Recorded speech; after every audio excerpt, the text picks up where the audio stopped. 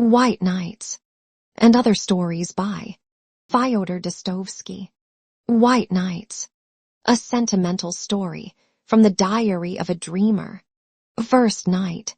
It was a wonderful night, such a night as is only possible when we are young, dear reader. The sky was so starry, so bright that looking at it, one could not help asking oneself whether ill-humored and capricious people could live under such a sky. That is a youthful question too, dear reader, very youthful, but may the Lord put it more frequently into your heart. Speaking of capricious and ill-humored people, I cannot help recalling my moral condition all that day. From early morning, I had been oppressed by a strange despondency. It suddenly seemed to me that I was lonely, that everyone was forsaking me and going away from me. Of course, anyone is entitled to ask who everyone was. For though I had been living almost 8 years in Petersburg, I had hardly an acquaintance. But what did I want with acquaintances? I was acquainted with all Petersburg as it was. That was why I felt as though they were all deserting me when all Petersburg packed up and went to its summer villa. I felt afraid of being left alone, and for 3 whole days I wandered about the town in profound dejection, not knowing what to do with myself. Whether I walked in the Nevsky, went to the gardens, or sauntered on the embankment, there was not one face of those I had been accustomed to meet at the same time and place all the year. They, of course, do not know me, but I know them. I know them intimately. I have almost made a study of their faces, and am delighted when they are gay, and downcast when they are under a cloud. I have almost struck up a friendship with one old man whom I meet every blessed day, at the same hour in Fontanka. Such a grave, pensive countenance. He is always whispering to himself and brandishing his left arm, while in his right hand he holds a long, gnarled stick with a gold knob. He even notices me and takes a warm interest in me. If I happen not to be at a certain time in the same spot in Fontanka, I am certain he feels disappointed. That is how it is that we almost bow to each other, especially when we are both in good humor. The other day, when we had not seen each other for 2 days and met on the 3rd, we were actually touching our hats, but, realizing in time, dropped our hands and passed each other with a look of interest. I know the houses, too. As I walk along, they seem to run forward in the streets to look out at me from every window and almost to say, "Good morning. How do you do? I am quite well, thank God, and I am to have a new story in May." Or, "How are you? I am being redecorated tomorrow." Or, "I was almost burnt down and had such a fright," and so on. I have my favorites among them. Some are dear friends. One of them intends to be treated by the architect this summer. I shall go every day on purpose to see that the operation is not a failure. God forbid. But I shall never forget an incident with a very pretty little house of a light pink color. It was such a charming little brick house. It looked so hospitably at me, and so proudly at its ungainly neighbors, that my heart rejoiced whenever I happened to pass it. Suddenly last week I walked along the street, and when I looked at my friend I heard a plaintive, "They are painting me yellow." The villains, the barbarians. They had spared nothing, neither columns nor cornices, and my poor little friend was as yellow as a canary. It almost made me bilious. And to this day I have not had the courage to visit my poor disfigured friend, painted the color of the celestial empire. So now you understand, reader, in what sense I am acquainted with all Petersburg. I have mentioned already that I had felt worried for 3 whole days before I guessed the cause of my uneasiness. And I felt ill at ease in the street. This one had gone and that one had gone, and what had become of the other? And at home I did not feel like myself either. For 2 evenings I was puzzling my brains to think what was amiss in my corner, why I felt so uncomfortable in it. And in perplexity I scanned my grimy green walls, my ceiling covered with a spider's web, the growth of which Matrona has so successfully encouraged. I looked over all my furniture, examined every chair, wondering whether the trouble lay there. For if one chair is not standing in the same position as it stood the day before, I am not myself. I looked at the window, but it was all in vain. I was not a bit the better for it. I even bethought me to send for Matrona, and was giving her some fatherly admonitions in regard to the spider's web and sluttishness in general. But she simply stared at me in amazement, and went away without saying a word, so that the spider's web is comfortably hanging in its place to this day. I only at last this morning realized what was wrong. Aya, why, they are giving me the slip and making off to their summer villas. Forgive the triviality of the expression, but I am in no mood for fine language. For everything that had been in Petersburg had gone or was going away for the holidays. For every respectable gentleman of dignified appearance who took a cab was at once transformed, in my eyes, into a respectable head of a household who, after his daily duties were over, was making his way to the bosom of his family, to the summer villa. For all the passers-by had now quite a peculiar air which seemed to say to everyone they met, "We are only here for the moment, gentlemen, and in another 2 hours we shall be going off to the summer villa." If a window opened after delicate fingers, white as snow, had tapped upon the pane, and the head of a pretty girl was thrust out, calling to a street seller with pots of flowers, at once on the spot I fancied that those flowers were being bought not simply in order to enjoy the flowers and the spring in stuffy town lodgings, but because they would all be very soon moving into the country and could take the flowers with them.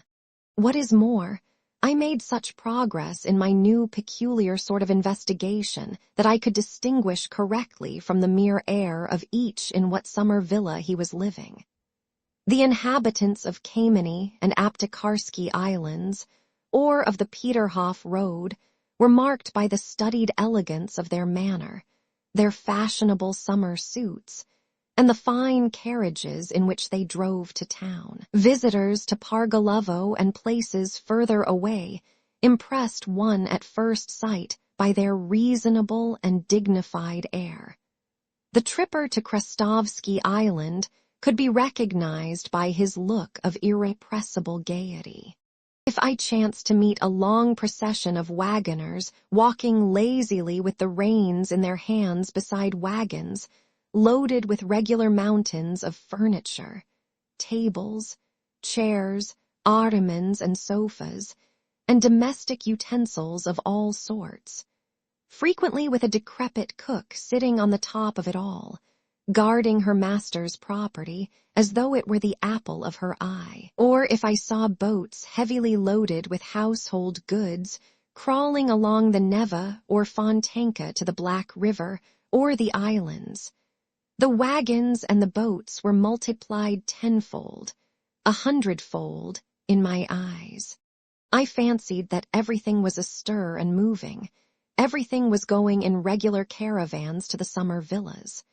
It seemed as though Petersburg threatened to become a wilderness, so that at last I felt ashamed, mortified, and sad that I had nowhere to go for the holidays and no reason to go away.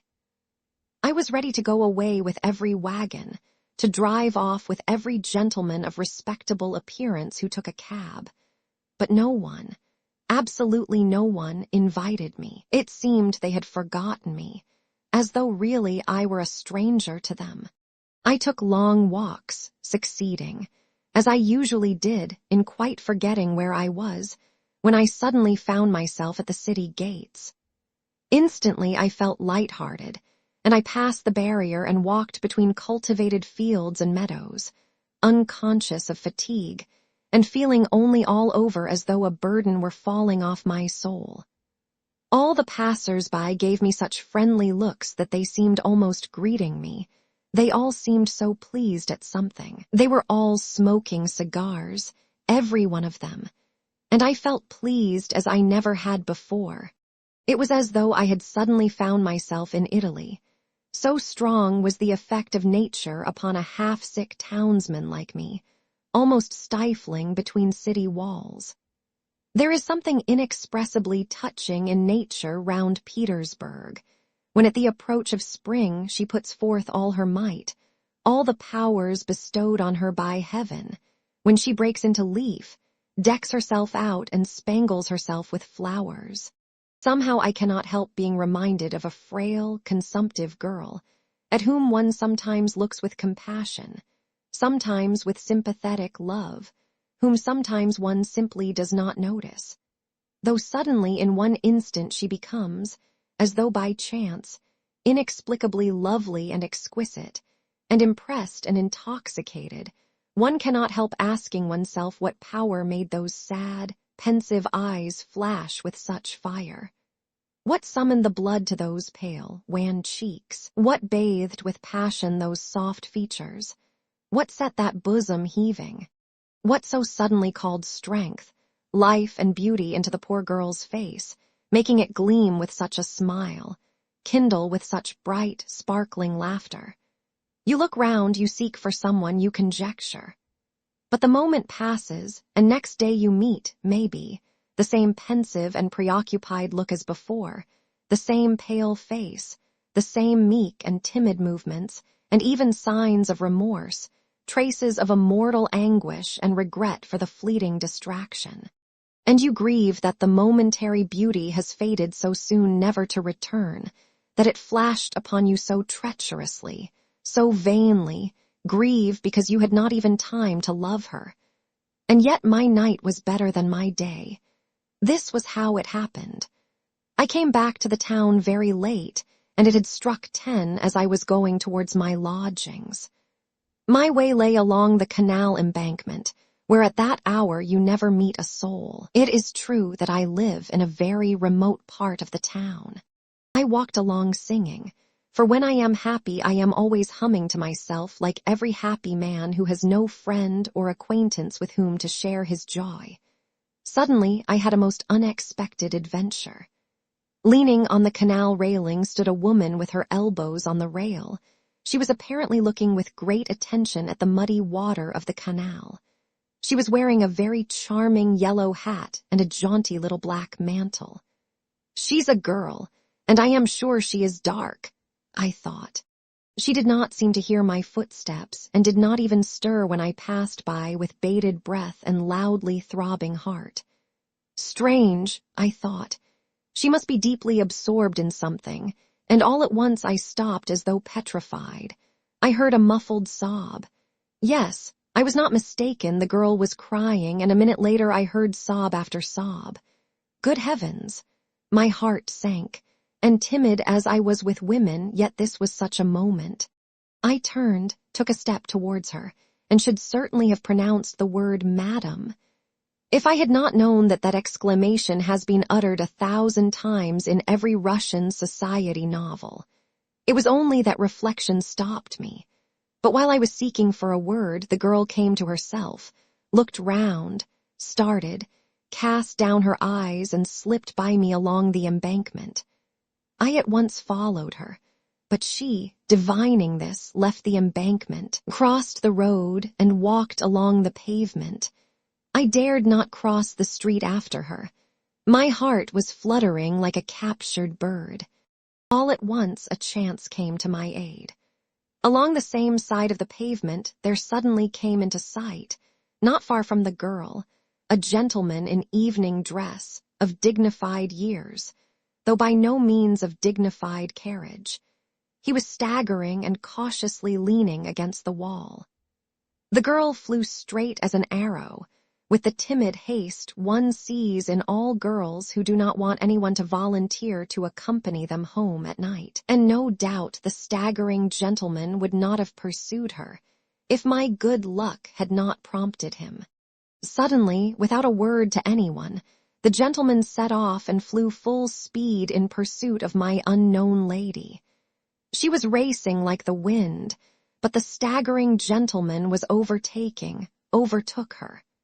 The girl uttered a shriek, and I bless my luck for the excellent knotted stick, which happened on that occasion to be in my right hand. In a flash I was on the other side of the street, In a flash, the obtrusive gentleman had taken in the position, had grasped the irresistible argument, fallen back without a word, and only when we were very far away protested against my action in rather vigorous language. But his words hardly reached us. "Give me your arm," I said to the girl, "and he won't dare to annoy us further."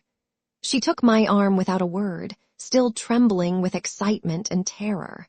Oh, obtrusive gentleman, how I blessed you at that moment. I stole a glance at her. She was very charming and dark. I had guessed right. On her black eyelashes there still glistened a tear, from her recent terror or her former grief, I don't know, but there was already a gleam of a smile on her lips. She too stole a glance at me, faintly blushed and looked down. "There, you see, why did you drive me away? If I had been here, nothing would have happened. But I did not know you. I thought that you too." "Why, do you know me now?" "A little." "Here, for instance, why are you trembling?" "Oh, you are right at the first guess." I answered, delighted that my girl had intelligence. That is never out of place in company with beauty. "Yes, from the first glance you have guessed the sort of man you have to do with." "Precisely. I am shy with women. I am agitated. I don't deny it, as much so as you were a minute ago when that gentleman alarmed you. I am in some alarm now. It's like a dream, and I never guessed, even in my sleep, that I should ever talk with any woman." "What? Really?" "Yes, if my arm trembles, it is because it has never been held by a pretty little hand like yours. I am a complete stranger to women, that is, I have never been used to them. You see, I am alone. I don't even know how to talk to them. Here, I don't know now whether I have not said something silly to you. Tell me frankly. I assure you beforehand that I'm not quick to take offense." "No, nothing, quite the contrary. If you insist on my speaking frankly, I will tell you that women like such timidity. And if you want to know more, I like it too, and I won't drive you away till I get home." "You will make me," I said, breathless with delight, "lose my timidity and then farewell to all my chances." "Chances? What chances of what? That's not so nice." "I beg your pardon, I am sorry, it was a slip of the tongue, but how can you expect one at such a moment to have no desire to be liked, eh?" "Well, yes, but do, for goodness' sake, be kind. Think what I am. Here I am 26 and I have never seen anyone. How can I speak well, tactfully, and to the point? It will seem better to you when I have told you everything openly. I don't know how to be silent when my heart is speaking. Well, never mind. Believe me, not one woman, never, no acquaintance of any sort. And I do nothing but dream every day that at last I shall meet someone. Oh, if only you knew how often I have been in love in that way." "How? With whom?" "Why, with no one, with an ideal, with the one I dream of in my sleep. I make up regular romances in my dreamless awe. You don't know me. It's true, of course, I have met 2 or 3 women, but what sort of women were they?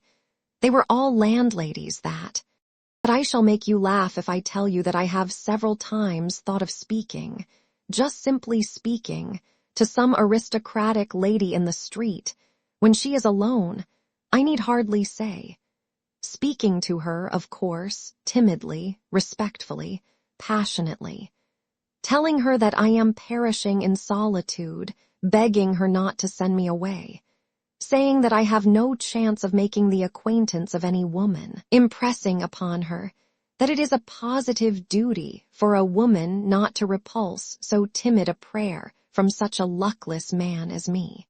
That, in fact, all I ask is that she should say 2 or 3 sisterly words with sympathy, should not repulse me at first sight, should take me on trust and listen to what I say, should laugh at me if she likes, encourage me, say 2 words to me, only 2 words, even though we never meet again afterwards. But you are laughing, however, that is why I am telling you. Don't be vexed. I am only laughing at your being your own enemy, and if you had tried you would have succeeded, perhaps, even though it had been in the street. The simpler the better. No kind-hearted woman, unless she were stupid or, still more, vexed about something at the moment, could bring herself to send you away without those 2 words which you ask for so timidly. But what am I saying? Of course she would take you for a madman. I was judging by myself. I know a good deal about other people's lives. Oh, thank you, I cried. You don't know what you have done for me now. I am glad. But tell me, how did you find out that I was the sort of woman with whom?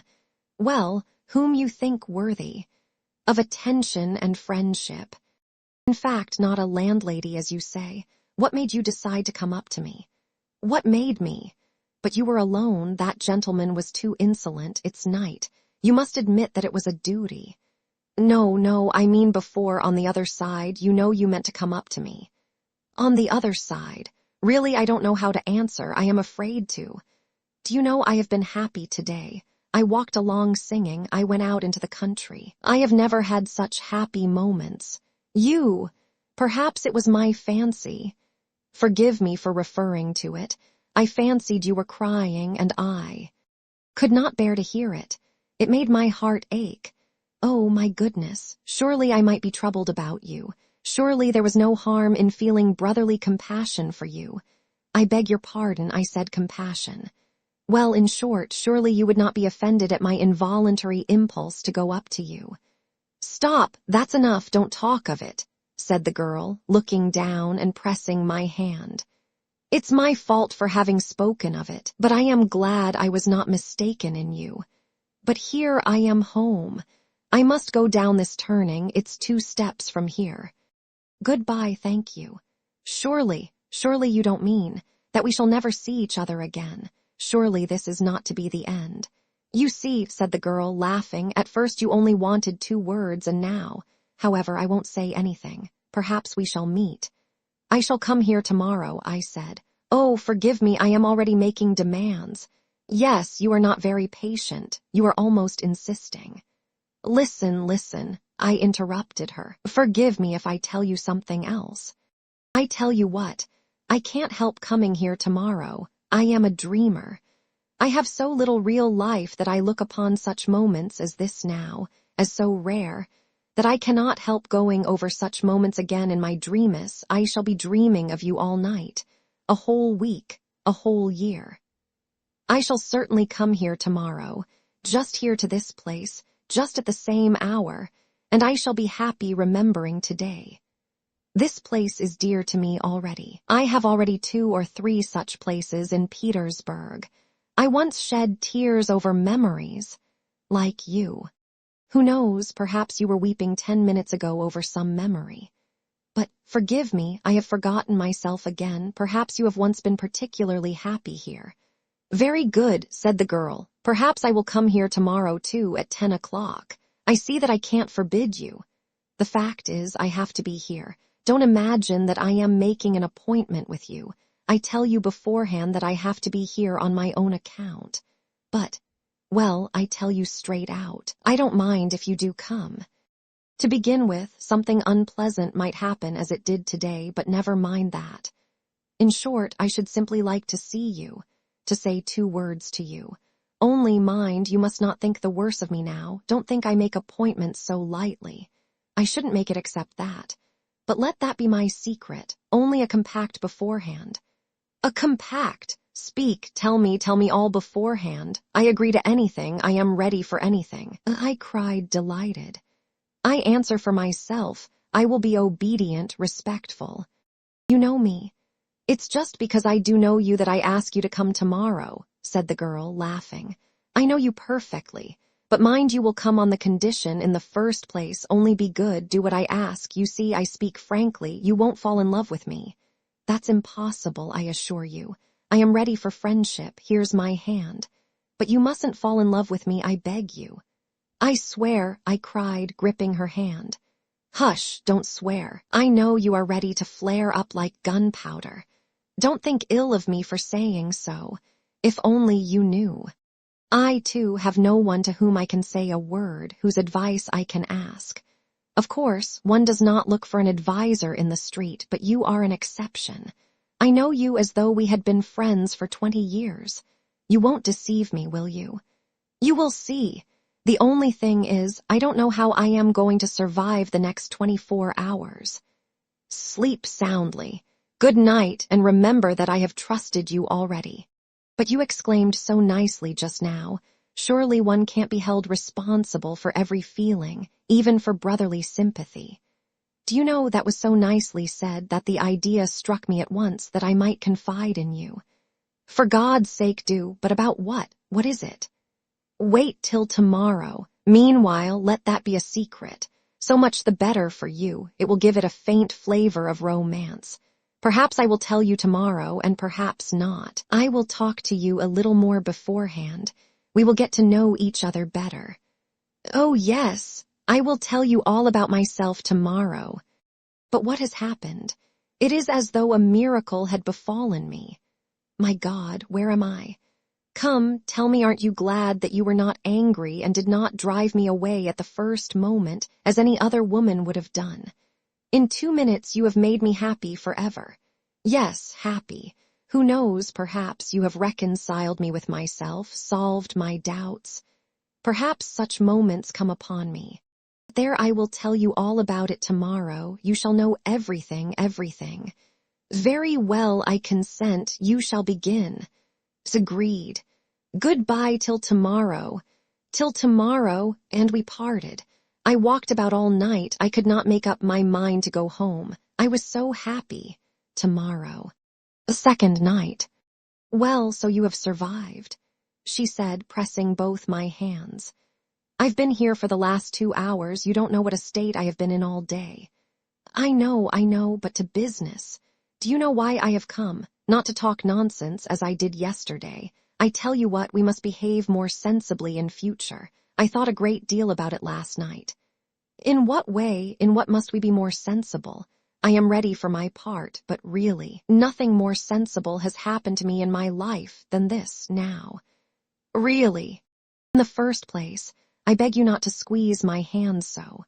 Secondly, I must tell you that I spent a long time thinking about you and feeling doubtful today. And how did it end? How did it end? The upshot of it is that we must begin all over again, because the conclusion I reached today was that I don't know you at all, that I behaved like a baby last night, like a little girl. And of course, the fact of it is that it's my soft heart that is to blame. That is, I sang my own praises, as one always does in the end when one analyses one's conduct. And therefore, to correct my mistake, I've made up my mind to find out all about you minutely. But as I have no one from whom I can find out anything, you must tell me everything fully yourself. Well, what sort of man are you? Come, make haste, begin, tell me your whole history. My history, I cried in alarm. My history, but who has told you I have a history? I have no history. Then how have you lived if you have no history? She interrupted, laughing. Absolutely without any history. I have lived, as they say, keeping myself to myself, that is, utterly alone, entirely alone. Do you know what it means to be alone? But how alone? Do you mean you never saw anyone? Oh no, I see people, of course, but still I am alone. Why, do you never talk to anyone? Strictly speaking, with no one. Who are you then? Explain yourself. Stay, I guess. Most likely, like me, you have a grandmother. She is blind and will never let me go anywhere, so that I have almost forgotten how to talk. And when I played some pranks 2 years ago, and she saw there was no holding me in, she called me up and pinned my dress to hers, and ever since we sit like that for days together. She knits a stocking, though she's blind, and I sit beside her, sew or read aloud to her.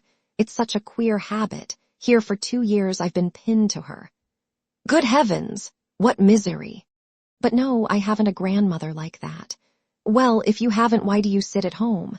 Listen, do you want to know the sort of man I am? Yes, in the strict sense of the word. In the very strictest sense of the word. Very well, I am a type. Type, what sort of type? Cried the girl, laughing as though she had not had a chance of laughing for a whole year. Yes, it's very amusing talking to you. Look, here's a seat, let us sit down. No one is passing here. No one will hear us, and begin your history. For it's no good you're telling me. I know you have a history, only you are concealing it. To begin with, what is a type? A type. A type is an original, it's an absurd person. I said, infected by her childish laughter. It's a character. Listen, do you know what is meant by a dreamer? A dreamer? Indeed, I should think I do know. I am a dreamer myself.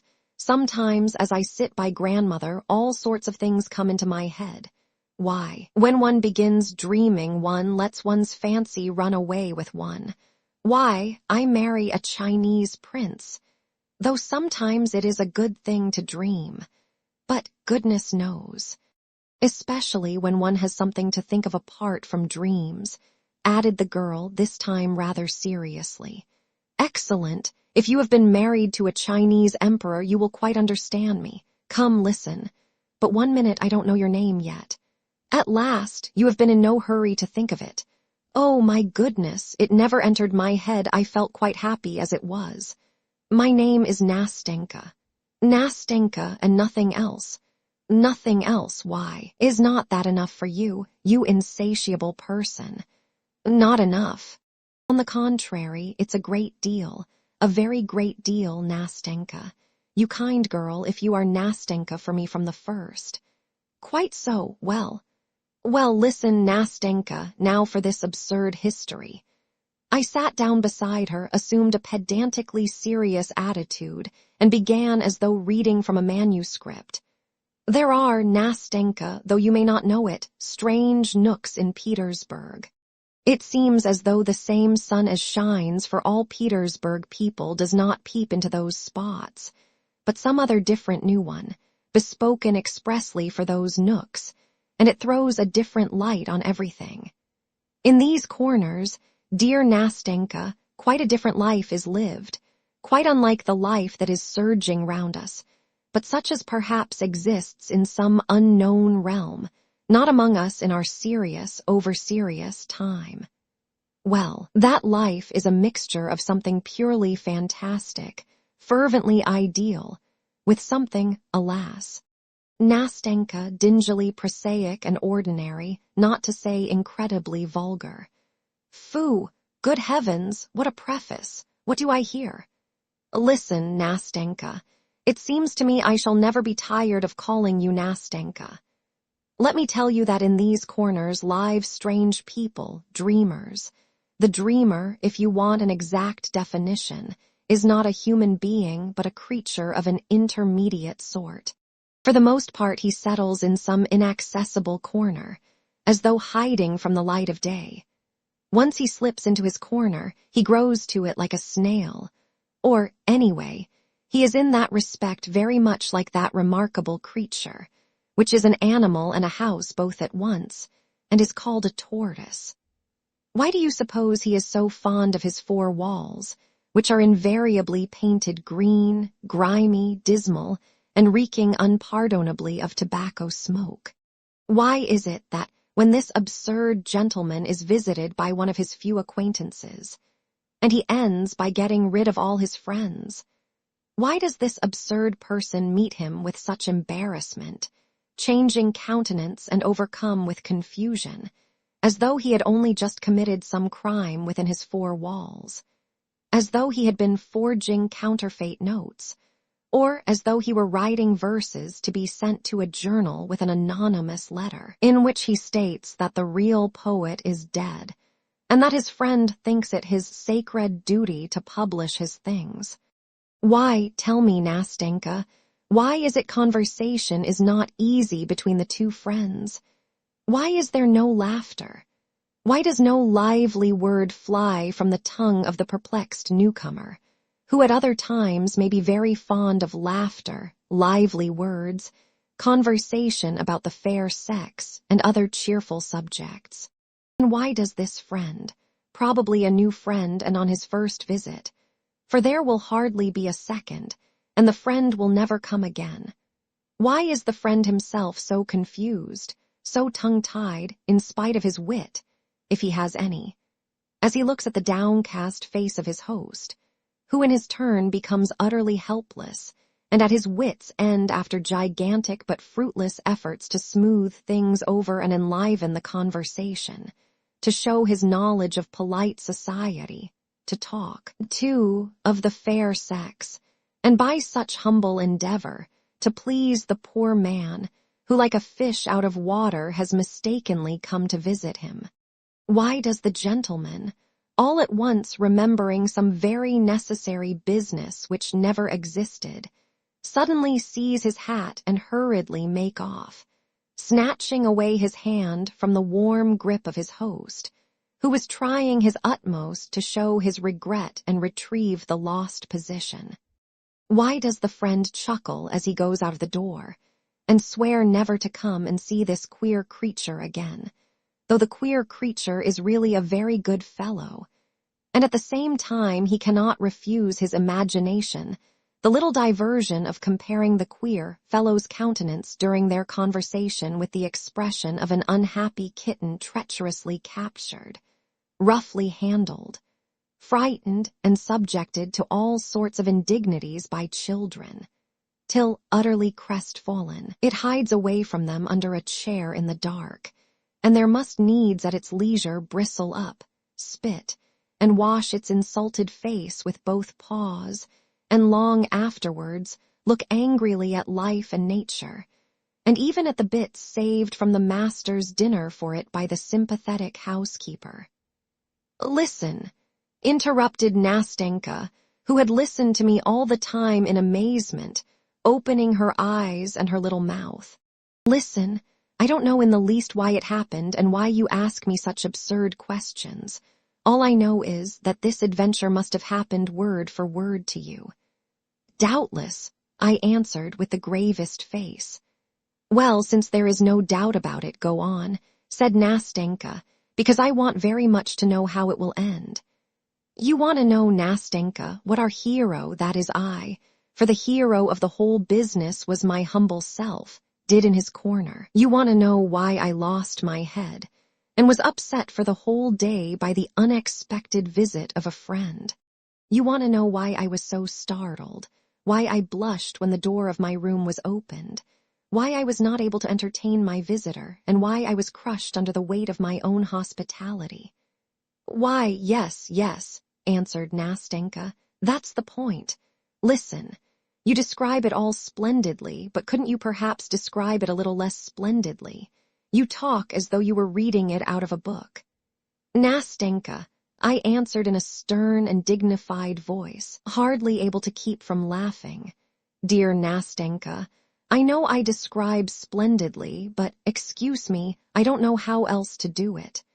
At this moment, dear Nastenka, at this moment I am like the spirit of King Solomon when, after lying 1,000 years under 7 seals in his urn, those 7 seals were at last taken off. At this moment, Nastenka, when we have met at last after such a long separation, for I have known you for ages, Nastenka, because I have been looking for someone for ages, and that is a sign that it was you I was looking for, and it was ordained that we should meet now.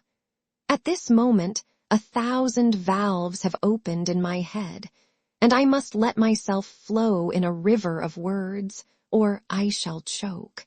And so I beg you not to interrupt me, Nastenka, but listen humbly and obediently, or I will be silent. No, not at all. Go on, I won't say a word. I will continue. There is, my friend Nastenka, 1 hour in my day which I like extremely. That is the hour when almost all business, work, and duties are over, and everyone is hurrying home to dinner, to lie down to rest. And on the way, all are cogitating on other more cheerful subjects relating to their evenings, their nights, and all the rest of their free time. At that hour our hero, for allow me, Nastenka, to tell my story in the 3rd person, for one feels awfully ashamed to tell it in the 1st person. And so at that hour our hero, who had his work too, was pacing along after the others. But a strange feeling of pleasure set his pale, rather crumpled-looking face working. He looked not with indifference on the evening glow which was slowly fading on the cold Petersburg sky. When I say he looked, I am lying. He did not look at it, but saw it as it were without realizing, as though tired or preoccupied with some other more interesting subject, so that he could scarcely spare a glance for anything about him. He was pleased because till next day he was released from business irksome to him, and happy as a schoolboy let out from the classroom to his games and mischief. Take a look at him, Nastenka. You will see at once that joyful emotion has already had an effect on his weak nerves and morbidly excited fancy. You see he is thinking of something. Of dinner, do you imagine? Of the evening, what is he looking at like that? Is it at that gentleman of dignified appearance who is bowing so picturesquely to the lady who rolls by in a carriage drawn by prancing horses? No, Nastenka. What are all those trivialities to him now? He is rich now with his own individual life. He has suddenly become rich, and it is not for nothing that the fading sunset sheds its farewell gleams so gaily before him, and calls forth a swarm of impressions from his warmed heart. Now he hardly notices the road, on which the tiniest details at other times would strike him. Now the goddess of fancy, if you have read Zhukovsky, dear Nastenka, has already with fantastic hand spun her golden warp and begun weaving upon it patterns of marvelous magic life. And who knows, maybe, her fantastic hand has borne him to the seventh crystal, heaven far from the excellent granite pavement on which he was walking his way. Try stopping him now. Ask him suddenly where he is standing now, through what streets he is going. He will probably remember nothing, neither where he is going nor where he is standing now, and flushing with vexation he will certainly tell some lie to save appearances. That is why he starts, almost cries out, and looks round with horror when a respectable old lady stops him politely in the middle of the pavement and asks her way. Frowning with vexation, he strides on, scarcely noticing that more than one passerby smiles and turns round to look after him, and that a little girl, moving out of his way in alarm, laughs aloud, gazing open-eyed at his broad, meditative smile and gesticulations. But fancy catches up in its playful flight the old woman, the curious passers-by, and the laughing child, and the peasants spending their nights in their barges on Fontanka. Our hero, let us suppose, is walking along the canal side at that moment, and capriciously weaves every one and everything into the canvas like a fly in a spider's web. And it is only after the queer fellow has returned to his comfortable den with fresh stores for his mind to work on, has sat down and finished his dinner, that he comes to himself, when Matrona, who waits upon him, always thoughtful and depressed, clears the table and gives him his pipe. He comes to himself then and recalls with surprise that he has dined, though he has absolutely no notion how it has happened. It has grown dark in the room. His soul is sad and empty. The whole kingdom of fancies drops to pieces about him, drops to pieces without a trace, without a sound, floats away like a dream, and he cannot himself remember what he was dreaming. But a vague sensation faintly stirs his heart and sets it aching. Some new desire temptingly tickles and excites his fancy, and imperceptibly evokes a swarm of fresh phantomous stillness reigns in the little room. Imagination is fostered by solitude and idleness. It is faintly smoldering, faintly simmering, like the water with which old Matrona is making her coffee as she moves quietly about in the kitchen close by. Now it breaks out spasmodically, and the book, picked up aimlessly and at random, drops from my dreamer's hand before he has reached the third page. His imagination is again stirred and at work, and again a new world, a new fascinating life opens vistas before him. A fresh dream, fresh happiness. a fresh rush of delicate, voluptuous poison. What is real life to him? To his corrupted eyes we live, you and I, Nastenka, so torpidly, slowly, insipidly. In his eyes we are all so dissatisfied with our fate, so exhausted by our life. And truly, see how at first sight everything is cold, morose, as though ill-humored among us.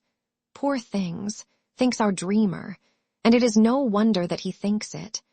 Look at these magic phantasms, which so enchantingly, so whimsically, so carelessly and freely group before him in such a magic, animated picture, in which the most prominent figure in the foreground is of course himself, our dreamer in his precious person. See what varied adventures, what an endless swarm of ecstatic dreamists you ask, perhaps, what he is dreaming of. Why ask that? Why of everything? Of the lot of the poet, first unrecognized, then crowned with laurels.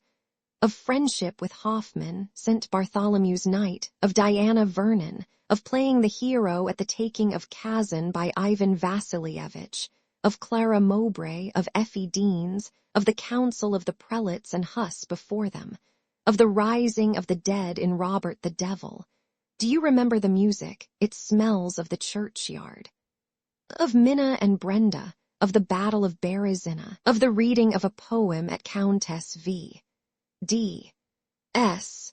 of Danton, of Cleopatra I Suoi Amanti, of a little house in Kolomna, of a little home of one's own, and beside one a dear creature who listens to one on a winter's evening, opening her little mouth and eyes as you are listening to me now, my angel.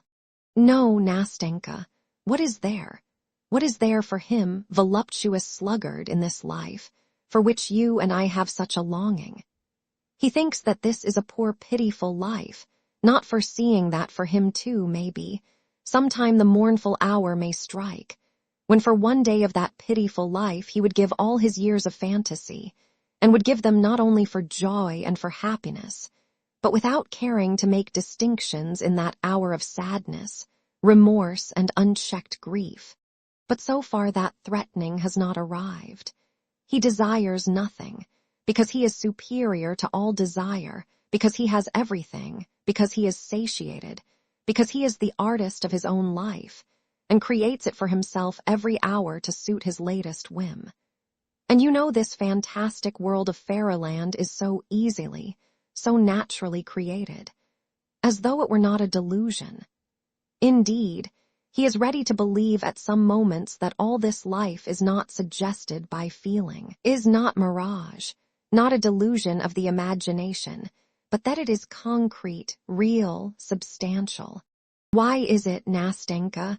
Why is it at such moments one holds one's breath? Why, by what sorcery, through what incomprehensible caprice, is the pulse quickened? Does a tear start from the dreamer's eye, while his pale, moist cheeks glow, while his whole being is suffused with an inexpressible sense of consolation? Why is it that whole sleepless nights pass like a flash in inexhaustible gladness and happiness? And when the dawn gleams rosy at the window and daybreak floods the gloomy room with uncertain, fantastic light, as in Petersburg, our dreamer, worn out and exhausted, flings himself on his bed and drops asleep with thrills of delight in his morbidly overwrought spirit, and with a weary, sweet ache in his heart. Yes, Nastenka, one deceives oneself and unconsciously believes that real, true passion is stirring one's soul. One unconsciously believes that there is something living, tangible in one's immaterial dreams. And is it delusion? Here love, for instance, is bound up with all its fathomless joy, all its torturing agonies in his bosom. Only look at him, and you will be convinced. Would you believe, looking at him, dear Nastenka, that he has never known her, whom he loves in his ecstatic dreams? Can it be that he has only seen her in seductive visions, and that this passion has been nothing but a dream? Surely they must have spent years hand in hand together, alone the two of them, casting off all the world and each uniting his or her life with the other's.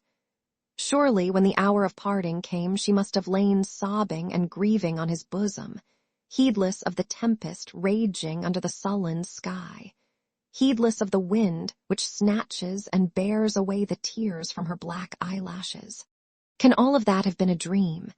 And that garden, dejected, forsaken, run wild, with its little moss-grown paths, solitary, gloomy, where they used to walk so happily together, where they hoped, grieved, loved each other so long and so fondly. And that queer ancestral house where she spent so many years lonely and sad with her morose old husband, always silent and splenetic, who frightened them, while timid as children they hid their love from each other.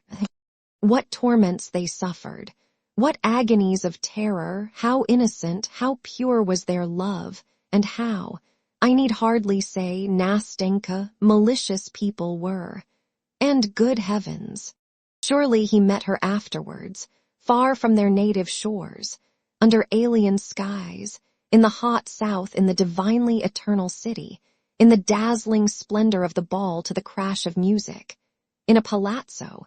It must be in a palazzo, drowned in a sea of lights, on the balcony, wreathed in myrtle and roses, where, recognizing him, she hurriedly removes her mask and whispering, "I am free," flings herself trembling into his arms, and with a cry of rapture, clinging to one another. In one instant they forget their sorrow and their parting and all their agonies, and the gloomy house and the old man and the dismal garden in that distant land, and the seat on which with a last passionate kiss she tore herself away from his arms, numb with anguish and despair. Oh, Nastenka, you must admit that one would start, betray confusion, and blush like a schoolboy who has just stuffed in his pocket an apple stolen from a neighbor's garden, when your uninvited visitor, some stalwart, lanky fellow, a festive soul fond of a joke, opens your door and shouts out as though nothing were happening. "My dear boy, I have this minute come from Pavlovsk."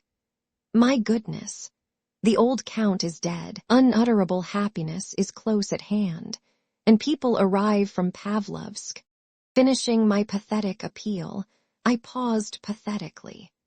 I remembered that I had an intense desire to force myself to laugh, for I was already feeling that a malignant demon was stirring within me, that there was a lump in my throat, that my chin was beginning to twitch, and that my eyes were growing more and more moist.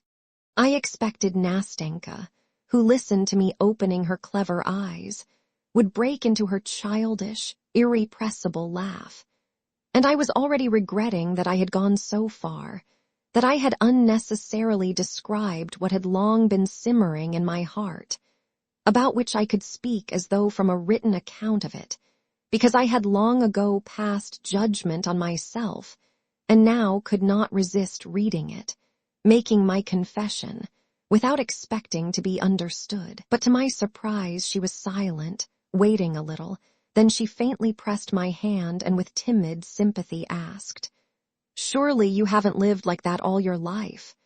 "All my life, Nastenka," I answered. "All my life, and it seems to me I shall go on so to the end."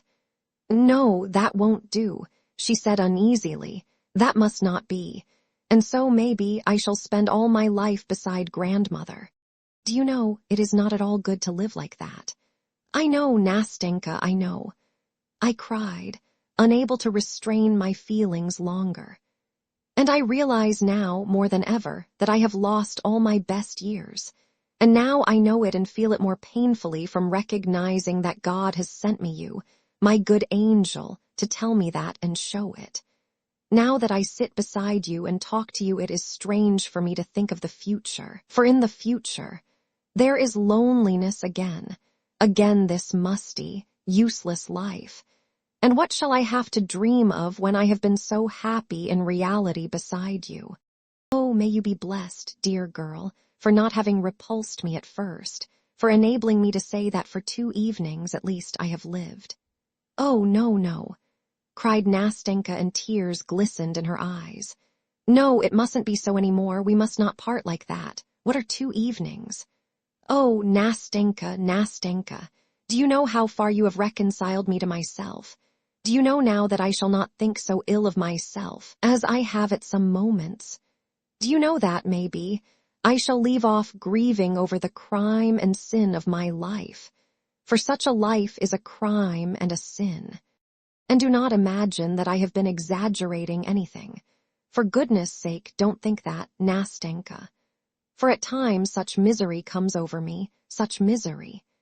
Because it begins to seem to me at such times that I am incapable of beginning a life in real life, because it has seemed to me that I have lost all touch, all instinct for the actual, the real. Because at last I have cursed myself. Because after my fantastic nights I have moments of returning sobriety, which are awful. Meanwhile, you hear the whirl and roar of the crowd in the vortex of life around you. You hear, you see, men living in reality. You see that life for them is not forbidden, that their life does not float away like a dream, like a vision, that their life is being eternally renewed, eternally youthful, and not 1 hour of it is the same as another. While fancy is so spiritless, monotonous to vulgarity and easily scared, the slave of shadows, of the idea, the slave of the first cloud that shrouds the sun, and overcasts with depression the true Petersburg heart so devoted to the sun. And what is fancy in depression? One feels that this inexhaustible fancy is weary at last, and worn out with continual exercise, because one is growing into manhood, outgrowing one's old ideals. They are being shattered into fragments, into dust. If there is no other life, one must build one up from the fragments. And meanwhile the soul longs and craves for something else. And in vain the dreamer rakes over his old dreams, as though seeking a spark among the embers, to fan them into flame, to warm his chilled heart by the rekindled fire, and to rouse up in it again all that was so sweet, that touched his heart, that set his blood boiling, drew tears from his eyes, and so luxuriously deceived him. Do you know, Nastenka, the point I have reached? Do you know that I am forced now to celebrate the anniversary of my own sensations, the anniversary of that which was once so sweet, which never existed in reality? For this anniversary is kept in memory of those same foolish, shadowy dreams. And to do this because those foolish dreams are no more, because I have nothing to earn them with. You know, even dreams do not come for nothing. Do you know that I love now to recall and visit at certain dates the places where I was once happy in my own way? I love to build up my present in harmony with the irrevocable past, and I often wander like a shadow, aimless, sad, and dejected, about the streets and crooked lanes of Petersburg. What memories they are! To remember, for instance, that here just a year ago, just at this time, at this hour, on this pavement, I wandered just as lonely, just as dejected as today. And one remembers that then one's dreams were sad. And though the past was no better, one feels as though it had somehow been better, and that life was more peaceful. That one was free from the black thoughts that haunt one now. That one was free from the gnawing of conscience, the gloomy, sullen gnawing which now gives me no rest by day or by night. And one asks oneself, where are one's dreams, and one shakes one's head, and says how rapidly the years fly by. And again one asks oneself, what has one done with one's years? Where have you buried your best days? Have you lived or not? Look, one says to oneself, look how cold the world is growing. Some more years will pass, and after them will come gloomy solitude. Then will come old age trembling on its crutch, and after it misery and desolation.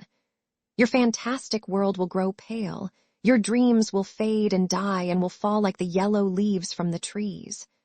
Oh, Nastenka, you know it will be sad to be left alone, utterly alone, and to have not even anything to regret, nothing, absolutely nothing. For all that you have lost, all was nothing, stupid, simple nullity. There has been nothing but dreams. Come, don't work on my feelings anymore, said Nastenka, wiping away a tear which was trickling down her cheek. Now it's over. Now we shall be two together. Now, whatever happens to me, we will never part. Listen, I am a simple girl. I have not had much education, though grandmother did get a teacher for me, but truly I understand you. For all that you have described, I have been through myself, when grandmother pinned me to her dress. Of course, I should not have described it so well as you have. I am not educated, she added timidly, for she was still feeling a sort of respect for my pathetic eloquence and lofty style. But I am very glad that you have been quite open with me. Now I know you thoroughly, all of you. And do you know what? I want to tell you my history too, all without concealment, and after that you must give me advice. You are a very clever man. Will you promise to give me advice? Ah, Nastenka, I cried. Though I have never given advice, still less sensible advice, yet I see now that if we always go on like this, that it will be very sensible, and that each of us will give the other a great deal of sensible advice. Well, my pretty Nastenka, what sort of advice do you want? Tell me frankly. At this moment I am so gay and happy, so bold and sensible, that it won't be difficult for me to find words. No, Nastenka interrupted, laughing. I don't only want sensible advice, I want warm brotherly advice, as though you had been fond of me all your life. Agreed, Nastenka, agreed. I cried delighted. And if I had been fond of you for 20 years, I couldn't have been fonder of you than I am now. Your hand, said Nastenka. Here it is, said I, giving her my hand. And so let us begin my history. Nastenka's history. Half my story you know already. That is, you know that I have an old grandmother. If the other half is as brief as that. I interrupted, laughing. Be quiet and listen. First of all, you must agree not to interrupt me, or else perhaps I shall get in a muddle. Come, listen quietly. I have an old grandmother. I came into her hands when I was quite a little girl, for my father and mother are dead. It must be supposed that grandmother was once richer, for now she recalls better days. She taught me French, and then got a teacher for me. When I was 15, and now I am 17, we gave up having lessons. It was at that time that I got into mischief. What I did I won't tell you. It's enough to say that it wasn't very important. But grandmother called me to her one morning and said that as she was blind she could not look after me. She took a pin and pinned my dress to hers, and said that we should sit like that for the rest of our lives if, of course, I did not become a better girl.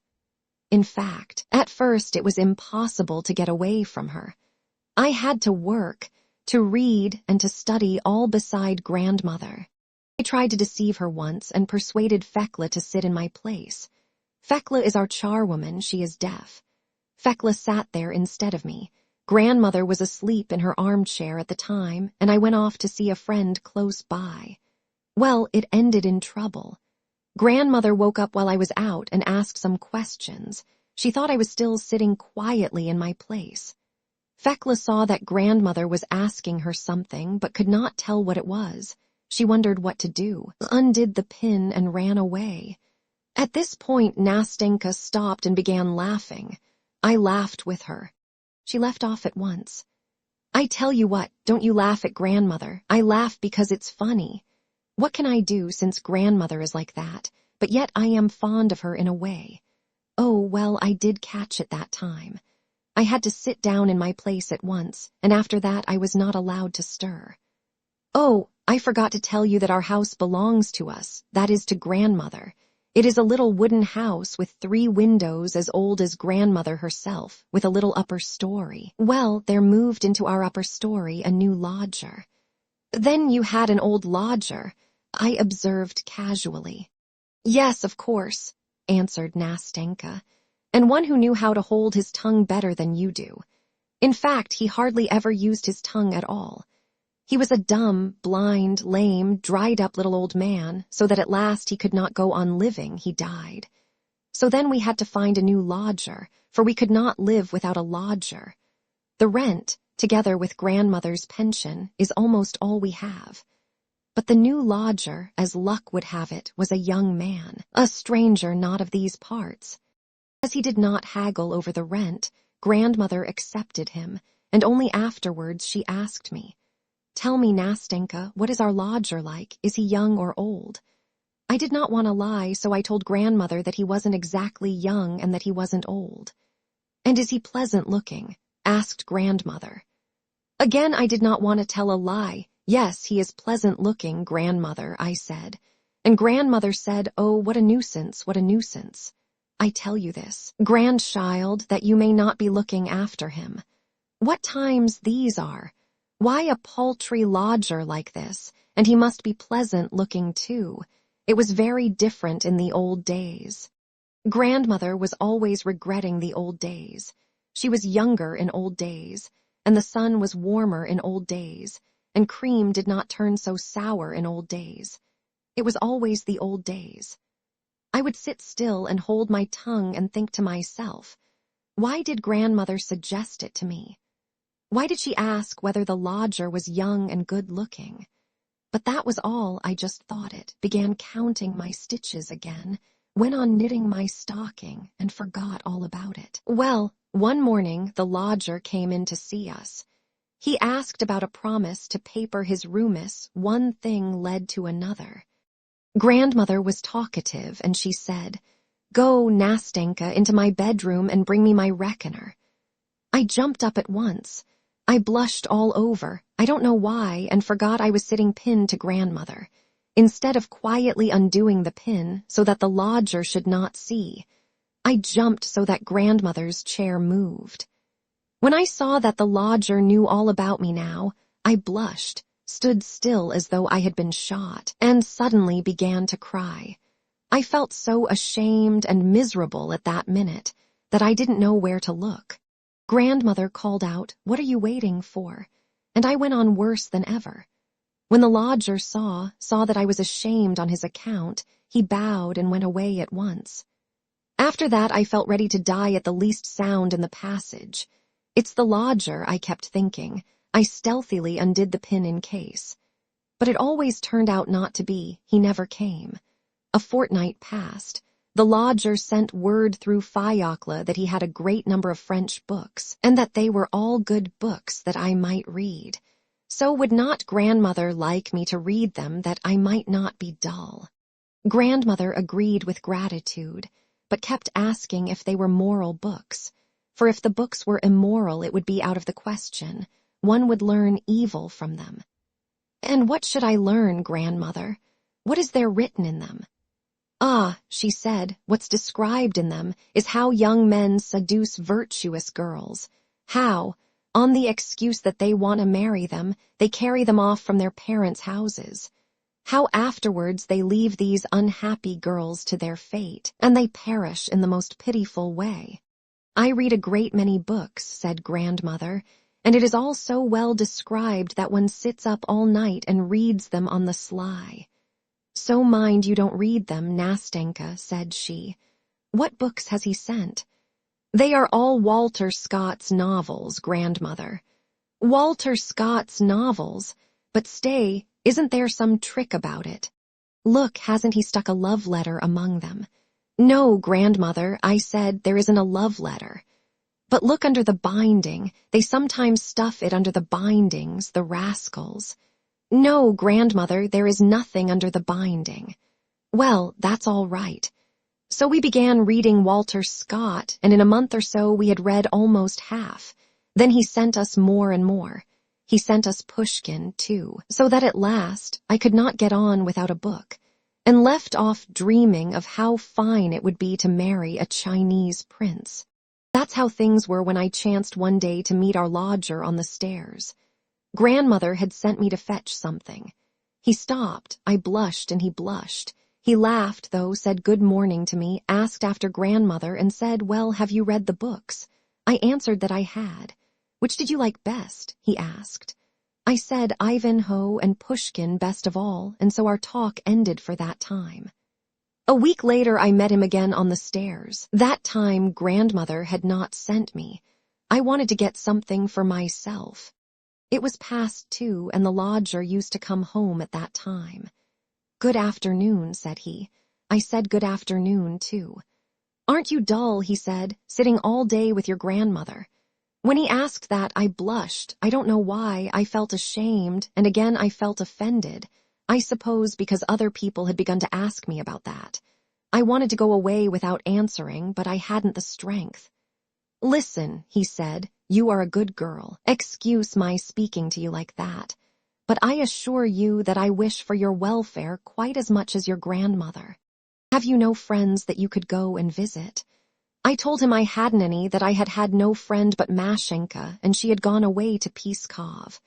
"Listen," he said, "would you like to go to the theater with me?" "To the theater? What about grandmother?" "But you must go without your grandmother's knowing it," he said. "No," I said, "I don't want to deceive grandmother. Goodbye." "Well, goodbye," he answered and said nothing more. Only after dinner he came to see us, sat a long time talking to grandmother, asked her whether she ever went out anywhere, whether she had acquaintances, and suddenly said, "I have taken a box at the opera for this evening. They are giving The Barber of Seville. My friends meant to go, but afterwards refused, so the ticket is left on my hands." "The Barber of Seville," cried grandmother. "Why, the same they used to act in old days." "Yes, it's the same barber," he said, and glanced at me. I saw what it meant and turned crimson, and my heart began throbbing with suspense. "To be sure, I know it," said grandmother.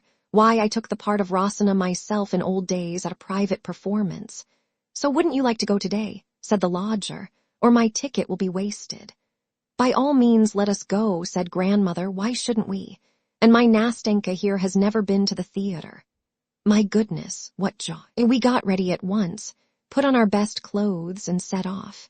Though grandmother was blind, still she wanted to hear the music. Besides, she is a kind old soul. What she cared most for was to amuse me. We should never have gone of ourselves. What my impressions of the Barber of Seville were I won't tell you. But all that evening our lodger looked at me so nicely, talked so nicely, that I saw at once that he had meant to test me in the morning when he proposed that I should go with him alone. Well, it was joy. I went to bed so proud, so gay. My heart beat so that I was a little feverish, and all night I was raving about the Barber of Seville. I expected that he would come and see us more and more often after that, but it wasn't so at all. He almost entirely gave up coming. He would just come in about once a month, and then only to invite us to the theater.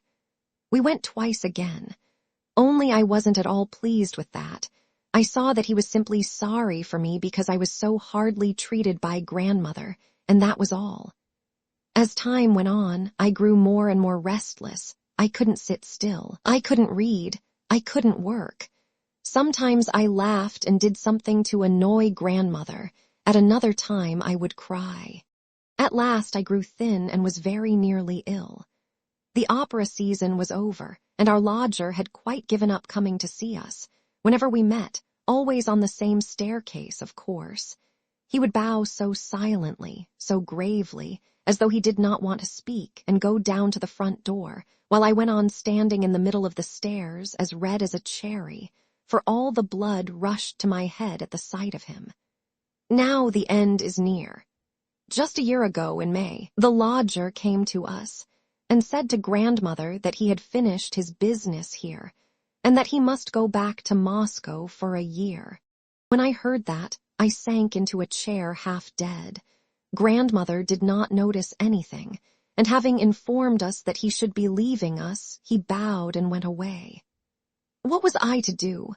I thought and fretted, and at last I made up my mind. Next day he was to go away, and I made up my mind to end it all that evening when grandmother went to bed. And so it happened. I made up all my clothes in a parcel, all the linen I needed, and with the parcel in my hand, more dead than alive, went upstairs to our lodger. I believe I must have stayed an hour on the staircase.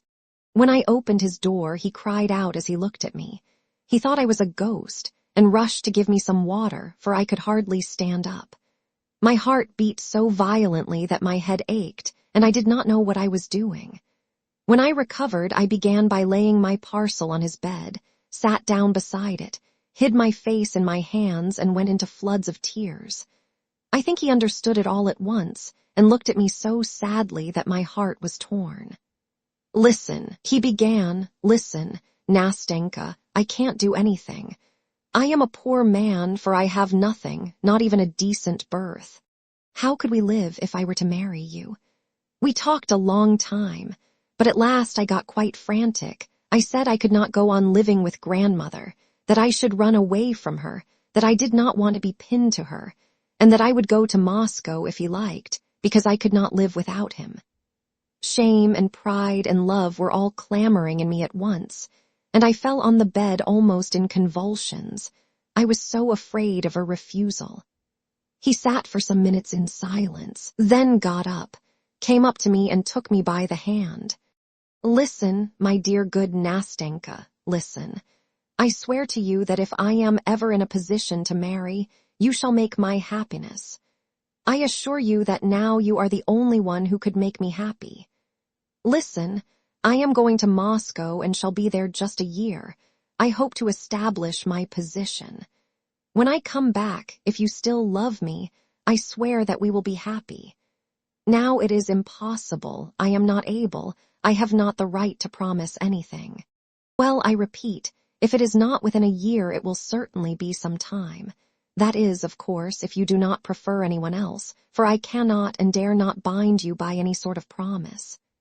That was what he said to me, and next day he went away. We agreed together not to say a word to grandmother. That was his wish. Well, my history is nearly finished now. Just a year has passed. He has arrived. He has been here 3 days, and what? I cried, impatient to hear the end. "And up to now has not shown himself," answered Nastenka, as though screwing up all her courage. "There's no sign or sound of him."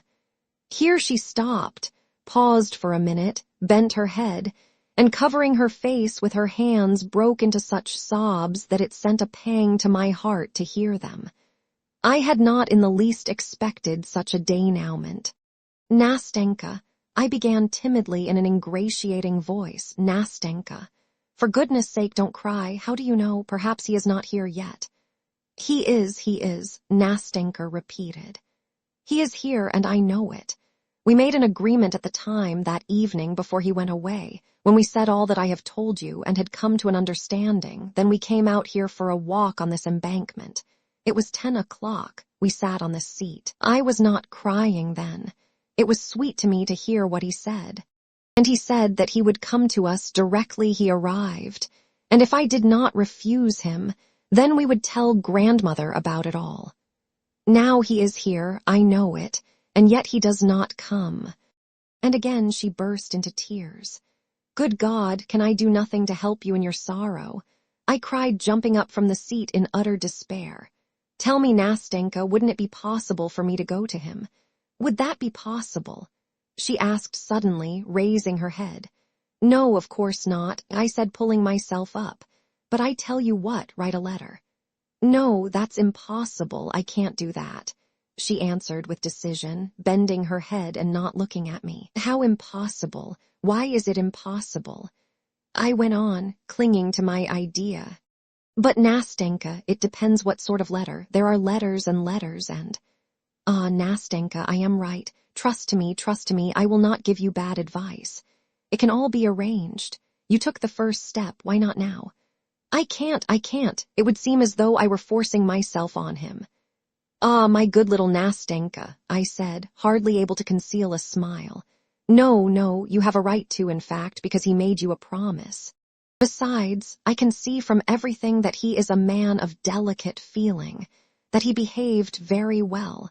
I went on, more and more carried away by the logic of my own arguments and convictions.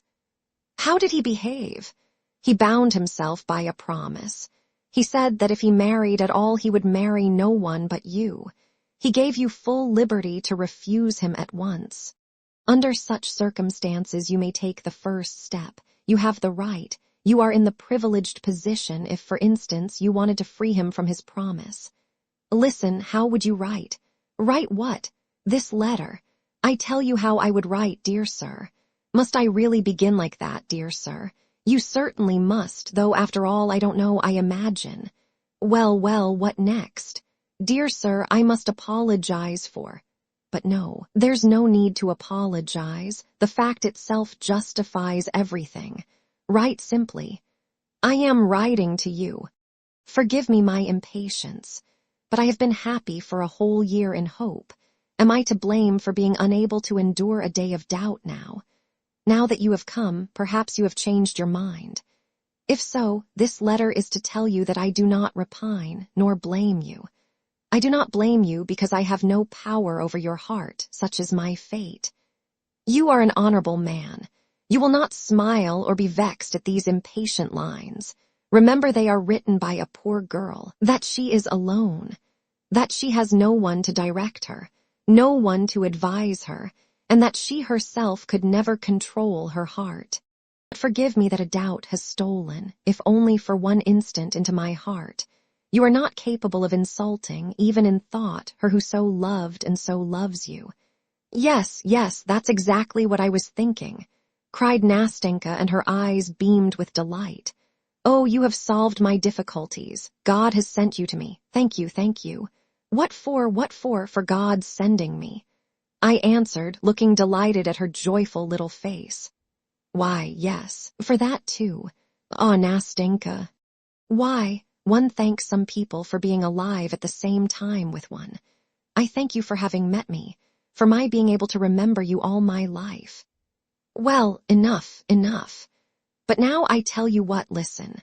We made an agreement then that as soon as he arrived he would let me know, by leaving a letter with some good simple people of my acquaintance who know nothing about it.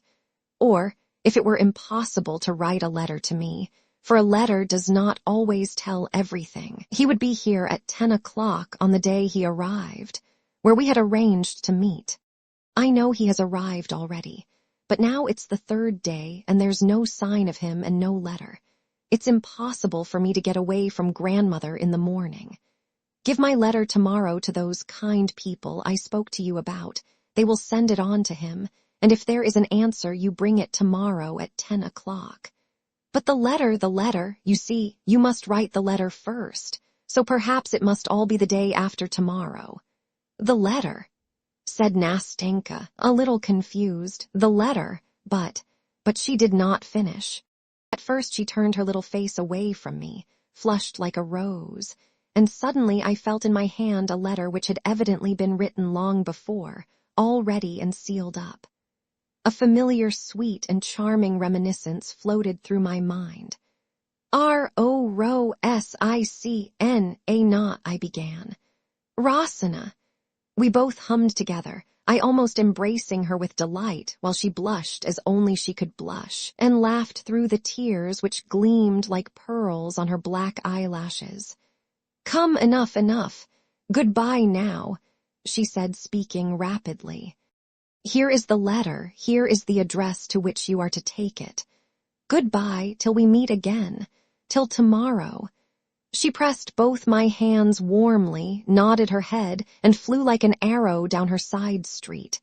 I stood still for a long time, following her with my eyes. Till tomorrow, was ringing in my ears as she vanished from my sight. Third night. Today was a gloomy, rainy day without a glimmer of sunlight, like the old age before me. I am oppressed by such strange thoughts, such gloomy sensations. Questions still so obscure to me are crowding into my brain, and I seem to have neither power nor will to settle them. It's not for me to settle all this. Today we shall not meet.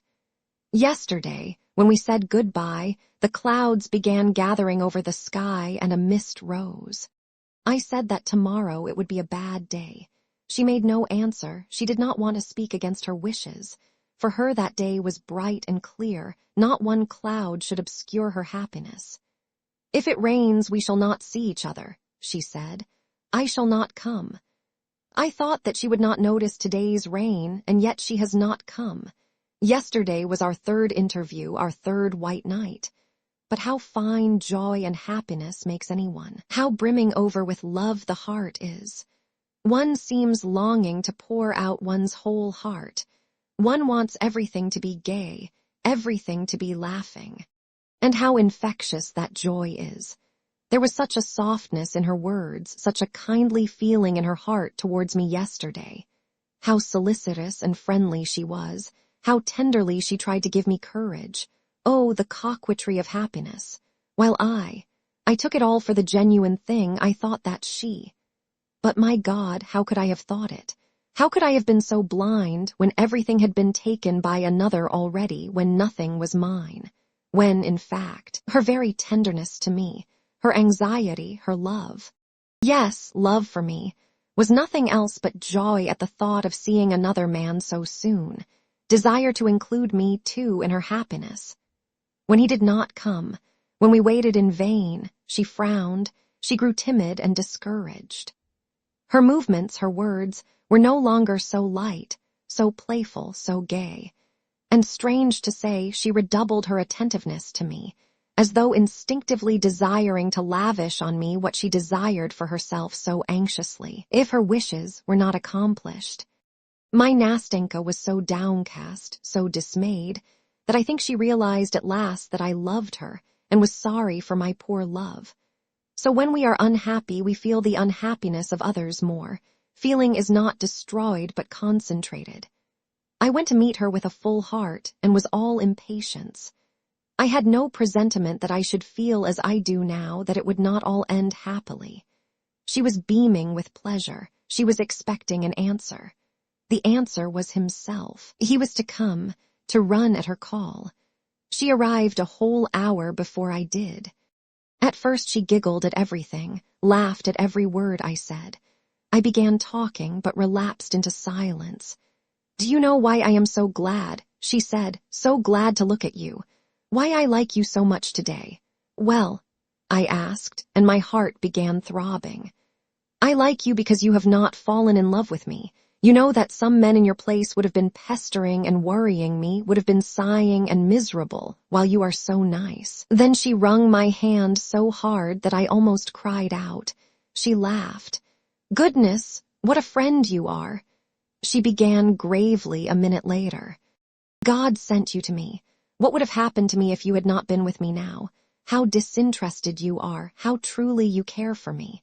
When I am married, we will be great friends, more than brother and sister. I shall care almost as I do for him." I felt horribly sad at that moment, yet something like laughter was stirring in my soul. "You are very much upset," I said. "You are frightened, you think he won't come." "Oh dear," she answered. "If I were less happy, I believe I should cry at your lack of faith, at your reproaches.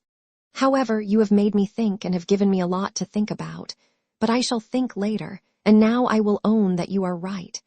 Yes, I am somehow not myself. I am all suspense and feel everything as it were too lightly. But hush, that's enough about feelings."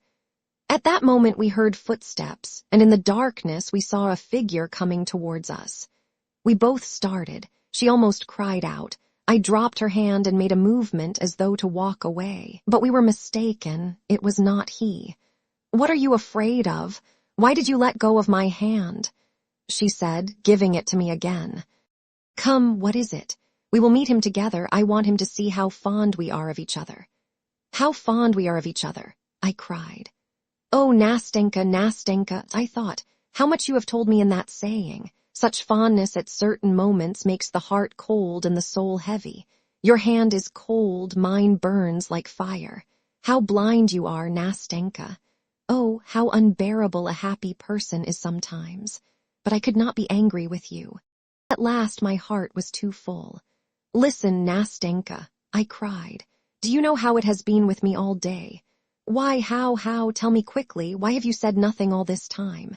To begin with, Nastenka, when I had carried out all your commissions, given the letter, gone to see your good friends then. Then I went home and went to bed. Is that all? She interrupted, laughing. Yes, almost all, I answered, restraining myself, for foolish tears were already starting into my eyes. I woke an hour before our appointment, and yet, as it were, I had not been asleep. I don't know what happened to me. I came to tell you all about it, feeling as though time were standing still, feeling as though one sensation, one feeling must remain with me from that time forever. Feeling as though 1 minute must go on for all eternity, and as though all life had come to a standstill for me. When I woke up, it seemed as though some musical motive long familiar, heard somewhere in the past, forgotten and voluptuously sweet, had come back to me now. It seemed to me that it had been clamoring at my heart all my life, and only now. Oh, my goodness, Nastenka interrupted. What does all that mean? I don't understand a word. Ah, Nastenka, I wanted somehow to convey to you that strange impression. I began in a plaintive voice in which there still lay hid a hope, though a very faint one. Leave off. Hush, she said, and in one instant the sly puss had guessed. Suddenly she became extraordinarily talkative, gay, mischievous. She took my arm, laughed, wanted me to laugh too, and every confused word I uttered evoked from her prolonged, ringing laughter. I began to feel angry. She had suddenly begun flirting. Do you know, she began, I feel a little vexed that you are not in love with me. There's no understanding human nature. But all the same, Mr. Unapproachable, you cannot blame me for being so simple. I tell you everything, whatever foolish thought comes into my head. Listen. That's 11, I believe, I said as the slow chime of a bell rang out from a distant tower. She suddenly stopped, left off laughing, and began to count. Yes, it's 11, she said at last in a timid, uncertain voice. I regretted at once that I had frightened her, making her count the strokes, and I cursed myself for my spiteful impulse. I felt sorry for her, and did not know how to atone for what I had done. I began comforting her, seeking for reasons for his not coming, advancing various arguments, proofs. No one could have been easier to deceive than she was at that moment. And indeed, anyone at such a moment listens gladly to any consolation, whatever it may be, and is overjoyed if a shadow of excuse can be found. And indeed, it's an absurd thing. I began, warming to my task and admiring the extraordinary clearness of my argument. Why, he could not have come. You have muddled and confused me, Nastenka, so that I too have lost count of the time. Only think, he can scarcely have received the letter. Suppose he is not able to come, suppose he is going to answer the letter, could not come before tomorrow. I will go for it as soon as it's light tomorrow and let you know at once. Consider, there are thousands of possibilities. Perhaps he was not at home when the letter came, and may not have read it even now. Anything may happen, you know. Yes, said Nastenka. I did not think of that. Of course, anything may happen. She went on in a tone that offered no opposition, though some other far-away thought could be heard like a vexatious discord in it. I tell you what you must do, she said. You go as early as possible tomorrow morning, and if you get anything, let me know at once. You know where I live, don't you? And she began repeating her address to me. Then she suddenly became so tender, so solicitous with me. She seemed to listen attentively to what I told her. But when I asked her some question, she was silent, was confused, and turned her head away. I looked into her eyes. Yes, she was crying. How can you? Oh, what a baby you are, what childishness. Come. She tried to smile to calm herself, but her chin was quivering and her bosom was still heaving.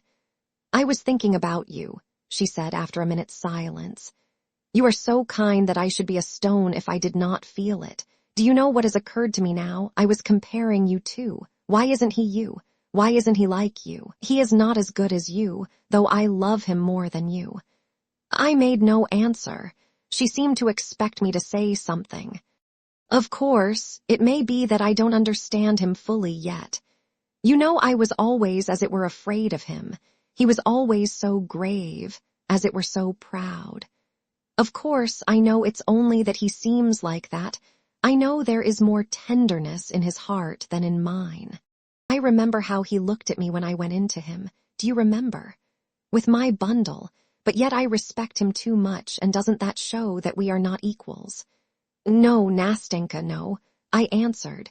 It shows that you love him more than anything in the world and far more than yourself. Yes, supposing that is so, answered Nastenka naively. But do you know what strikes me now? Only I am not talking about him now, but speaking generally. All this came into my mind some time ago. Tell me, how is it that we can't all be like brothers together? Why is it that even the best of men always seem to hide something from other people and to keep something back? Why not say straight out what is in one's heart, when one knows that one is not speaking idly? As it is, everyone seems harsher than he really is, as though all were afraid of doing injustice to their feelings, by being too quick to express them. Oh, Nastenka, what you say is true, but there are many reasons for that. I broke in, suppressing my own feelings at that moment more than ever. No, no, she answered with deep feeling. Here you, for instance, are not like other people. I really don't know how to tell you what I feel, but it seems to me that you, for instance, at the present moment, it seems to me that you are sacrificing something for me, she added timidly, with a fleeting glance at me. Forgive me for saying so. I am a simple girl, you know. I have seen very little of life, and I really sometimes don't know how to say things, she added in a voice that quivered with some hidden feeling while she tried to smile. But I only wanted to tell you that I am grateful, that I feel it all too. Oh, may God give you happiness for it. What you told me about your dreamer is quite untrue now. That is, I mean, it's not true of you. You are recovering, you are quite a different man from what you described. If you ever fall in love with someone, God give you happiness with her. I won't wish anything for her, for she will be happy with you. I know, I am a woman myself, so you must believe me when I tell you so. She ceased speaking and pressed my hand warmly. I too could not speak without emotion. Some minutes passed. Yes, it's clear he won't come tonight, she said at last, raising her head. It's late. He will come tomorrow, I said in the most firm and convincing tone. Yes, she added with no sign of her former depression. I see for myself now that he could not come till tomorrow. Well, goodbye till tomorrow. If it rains, perhaps I shall not come. But the day after tomorrow, I shall come. I shall come for certain, whatever happens. Be sure to be here. I want to see you. I will tell you everything. And then when we parted, she gave me her hand and said, looking at me candidly, we shall always be together, shan't we? Oh, Nastenka, Nastenka. If only you knew how lonely I am now. As soon as it struck 9 o'clock, I could not stay indoors, but put on my things and went out in spite of the weather. I was there, sitting on our seat. I went to her street, but I felt ashamed and turned back without looking at their windows when I was 2 steps from her door. I went home more depressed than I had ever been before. What a damp, dreary day. If it had been fine, I should have walked about all night. But tomorrow she will tell me everything. The letter has not come today, however, but that was to be expected. They are together by now. 4th night. My God, how it has all ended. What it has all ended in. I arrived at 9 o'clock. She was already there. I noticed her a good way off. She was standing as she had been that first time, with her elbows on the railing, and she did not hear me coming up to her. Nastenka. I called to her, suppressing my agitation with an effort. She turned to me quickly. Well, she said. Well, make haste. I looked at her in perplexity. Well, where is the letter? Have you brought the letter? She repeated, clutching at the railing. No, there is no letter, I said at last. Hasn't he been to you yet? She turned fearfully pale and looked at me for a long time without moving. I had shattered her last hope. Well, God be with him, she said at last in a breaking voice. God be with him if he leaves me like that. She dropped her eyes, then tried to look at me and could not. For several minutes she was struggling with her emotion. All at once she turned away, leaning her elbows against the railing, and burst into tears. "Oh, don't," I began. But looking at her, I had not the heart to go on, and what was I to say to her? "Don't try and comfort me," she said. "Don't talk about him. Don't tell me that he will come, that he has not cast me off so cruelly and so inhumanly as he has. What for? Can there have been something in my letter, that unlucky letter?" At that point, sobs stifled her voice. My heart was torn as I looked at her. "Oh, how inhumanly cruel it is," she began again. "And not a line. He might at least have written that he does not want me, that he rejects me, but not a line for 3 days. How easy it is for him to wound, to insult a poor, defenseless girl whose only fault is that she loves him. Oh, what I've suffered during these 3 days. Oh, dear. When I think that I was the first to go to him, that I humbled myself before him, cried, that I begged of him a little love. And after that, listen," she said, turning to me, and her black eyes flashed. "It isn't so. It can't be so. It isn't natural. Either you are mistaken or I. Perhaps he has not received the letter. Perhaps he still knows nothing about it. How could anyone? Judge for yourself, tell me. For goodness sake, explain it to me. I can't understand it. How could anyone behave with such barbarous coarseness as he has behaved to me? Not one word. Why, the lowest creature on earth is treated more compassionately. Perhaps he has heard something. Perhaps someone has told him something about me," she cried, turning to me inquiringly. "What do you think?" "Listen, Nastenka, I shall go to him tomorrow in your name." "Yes, I will question him about everything. I will tell him everything. Yes. You write a letter. Don't say no, Nastenka, don't say no. I will make him respect your action. He shall hear all about it, and if—" "No, my friend, no," she interrupted. "Enough, not another word, not another line from me, enough. I don't know him, I don't love him anymore. I will forget him." She could not go on. Calm yourself. Sit here, Nastenka," I said, making her sit down on the seat. "I am calm. Don't trouble. It's nothing. It's only tears. They will soon dry. Why do you imagine I shall do away with myself, that I shall throw myself into the river?" My heart was full. I tried to speak, but I could not. "Listen," she said, taking my hand. "Tell me, you wouldn't have behaved like this, would you? You would not have abandoned a girl who had come to you of herself. You would not have thrown into her face a shameless taunt at her weak, foolish heart. You would have taken care of her. You would have realized that she was alone, that she did not know how to look after herself, that she could not guard herself from loving you, that it was not her fault, that she had done nothing. Oh dear. Nastenka," I cried at last, unable to control my emotion. "Nastenka, you torture me, you wound my heart, you are killing me, Nastenka. I cannot be silent. I must speak at last, give utterance to what is surging in my heart." As I said this, I got up from the seat. She took my hand and looked at me in surprise. "What is the matter with you?" she said at last. "Listen," I said resolutely. "Listen to me, Nastenka.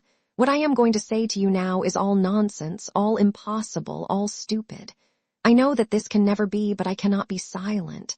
For the sake of what you are suffering now, I beg you beforehand to forgive me. What is it? She said, drying her tears and looking at me intently, while a strange curiosity gleamed in her astonished eyes. "What is the matter?" "It's impossible, but I love you. Nastenka. There it is. Now everything is told," I said with a wave of my hand.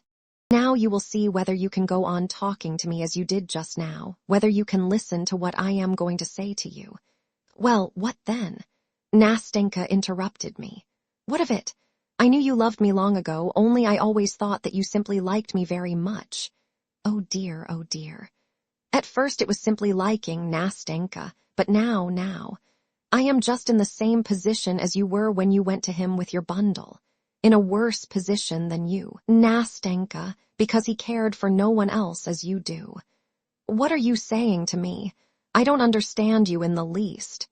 But tell me, what's this for? I don't mean what for, but why are you? so suddenly. Oh dear, I am talking nonsense. But you. And Nastenka broke off in confusion. Her cheeks flamed, she dropped her eyes. What's to be done, Nastenka? What am I to do? I am to blame, I have abused you. But no, I am not to blame, Nastenka. I feel that, I know that, because my heart tells me I am right, for I cannot hurt you in any way, I cannot wound you. I was your friend, but I am still your friend, I have betrayed no trust. Here my tears are falling, Nastenka. Let them flow, they don't hurt anybody. They will dry, Nastenka. Sit down, she said, making me sit down on the seat. Oh my God. No, Nastenka, I won't sit down. I cannot stay here any longer. You cannot see me again. I will tell you everything and go away. I only want to say that you would never have found out that I loved you. I should have kept my secret. I would not have worried you at such a moment with my egoism. No, but I could not resist it now. You spoke of it yourself. It is your fault and not mine. You cannot drive me away from you. No, I don't drive you away, no, said Nastenka, concealing her confusion as best she could, poor child. You don't drive me away, no, but I meant to run from you myself. I will go away, but first I will tell you all, for when you were crying here I could not sit unmoved, when you wept, when you were in torture at being. I will speak of it, Nastenka. At being forsaken, at your love being repulsed. I felt that in my heart there was so much love for you, Nastenka, so much love. And it seemed so bitter that I could not help you with my love, that my heart was breaking and I could not be silent. I had to speak, Nastenka, I had to speak. Yes, tell me, talk to me, said Nastenka with an indescribable gesture. Perhaps you think it strange that I talk to you like this, but speak, I will tell you afterwards, I will tell you everything. You are sorry for me, Nastenka, you are simply sorry for me, my dear little friend. What's done can't be mended. What is said cannot be taken back. Isn't that so? Well, now you know. That's the starting point. Very well. Now it's all right, only listen. When you were sitting crying, I thought to myself, oh, let me tell you what I was thinking. I thought that of course it cannot be, Nastenka. I thought that you somehow, quite apart from me, had ceased to love him. Then I thought that yesterday and the day before yesterday, Nastenka, then I certainly would have succeeded in making you love me. You know, you said yourself, Nastenka, that you almost loved me. Well, what next? Well, that's nearly all I wanted to tell you. All that is left to say is how it would be if you loved me. Only that, nothing more. Listen, my friend. For anyway you are my friend. I am, of course, a poor, humble man of no great consequence. But that's not the point. I don't seem to be able to say what I mean, Nastenka. I am so confused. Only I would love you so, that even if you still loved him, even if you went on loving the man I don't know, you would never feel that my love was a burden to you. You would only feel every minute that at your side was beating a grateful heart, a warm heart ready for your sake. Oh, Nastenka, what have you done to me? Don't cry, I don't want you to cry, said Nastenka, getting up quickly from the seat. Come along, get up, come with me, don't cry, she said, drying her tears with her handkerchief. Let us go now, maybe I will tell you something. If he has forsaken me now, if he has forgotten me, though I still love him, I do not want to deceive you. But listen, answer me. If I were to love you, for instance, that is, if I only... Oh, my friend. To think how I wounded you when I laughed at your love, when I praised you for not falling in love with me. Oh, dear. How was it I did not foresee this? How could I have been so stupid? But... well, I have made up my mind, I will tell you. Look here, Nastenka, do you know what? I'll go away, that's what I'll do. I am simply tormenting you. Here you are remorseful for having laughed at me, and I won't have you. In addition to your sorrow. Of course it is my fault, Nastenka, but goodbye. Stay, listen to me, can you wait? What for? How? I love him, but I shall get over it. I must get over it. I cannot fail to get over it. I am getting over it. I feel that. Who knows? Perhaps it will all end today, for I hate him. For he has been laughing at me, while you have been weeping here with me, for you have not repulsed me as he has, for you love me while he has never loved me, for in fact, I love you myself. Yes, I love you. I love you as you love me. I have told you so before, you heard it yourself. I love you because you are better than he is, because you are nobler than he is, because he. The poor girl's emotion was so violent that she could not say more. She laid her head upon my shoulder, then upon my bosom, and wept bitterly. I comforted her, I persuaded her, but she could not stop crying. She kept pressing my hand and saying between her sobs, "Wait, wait, it will be over in a minute. I want to tell you. You mustn't think that these tears, it's nothing, it's weakness, wait till it's over." At last she left off crying, dried her eyes, and we walked on again. I wanted to speak, but she still begged me to wait. We were silent. At last she plucked up courage and began to speak. "It's like this," she began in a weak and quivering voice, in which, however, there was a note that pierced my heart with a sweet pang. "Don't think that I am so light and inconstant. Don't think that I can forget and change so quickly. I have loved him for a whole year, and I swear by God that I have never, even in thought, been unfaithful to him. He has despised me, he has been laughing at me, God forgive him. But he has insulted me and wounded my heart. I do not love him, for I can only love what is magnanimous, what understands me, what is generous. For I am like that myself, and he is not worthy of me. Well, that's enough of him. He has done better than if he had deceived my expectations later and shown me later what he was. Well, it's over. But who knows, my dear friend?" She went on pressing my hand. "Who knows, perhaps my whole love was a mistaken feeling, a delusion. Perhaps it began in mischief, in nonsense, because I was kept so strictly by grandmother. Perhaps I ought to love another man, not him, a different man who would have pity on me but don't let us say any more about that." Nastenka broke off, breathless with emotion. "I only wanted to tell you. I wanted to tell you that if, although I love him, did love him, if in spite of this you still say, if you feel that your love is so great that it may at last drive from my heart my old feeling, if you will have pity on me, if you do not want to leave me alone to my fate, without hope, without consolation, if you are ready to love me always as you do now, I swear to you that gratitude, that my love will be at last worthy of your love. Will you take my hand?" "Nastenka!" I cried, breathless with sobs. "Nastenka, oh Nastenka!" "Enough, enough. Well, now it's quite enough," she said, hardly able to control herself. "Well, now all has been said, hasn't it? You are happy, I am happy too. Not another word about it, wait, spare me. Talk of something else, for God's sake." "Yes, Nastenka, yes, enough about that, now I am happy.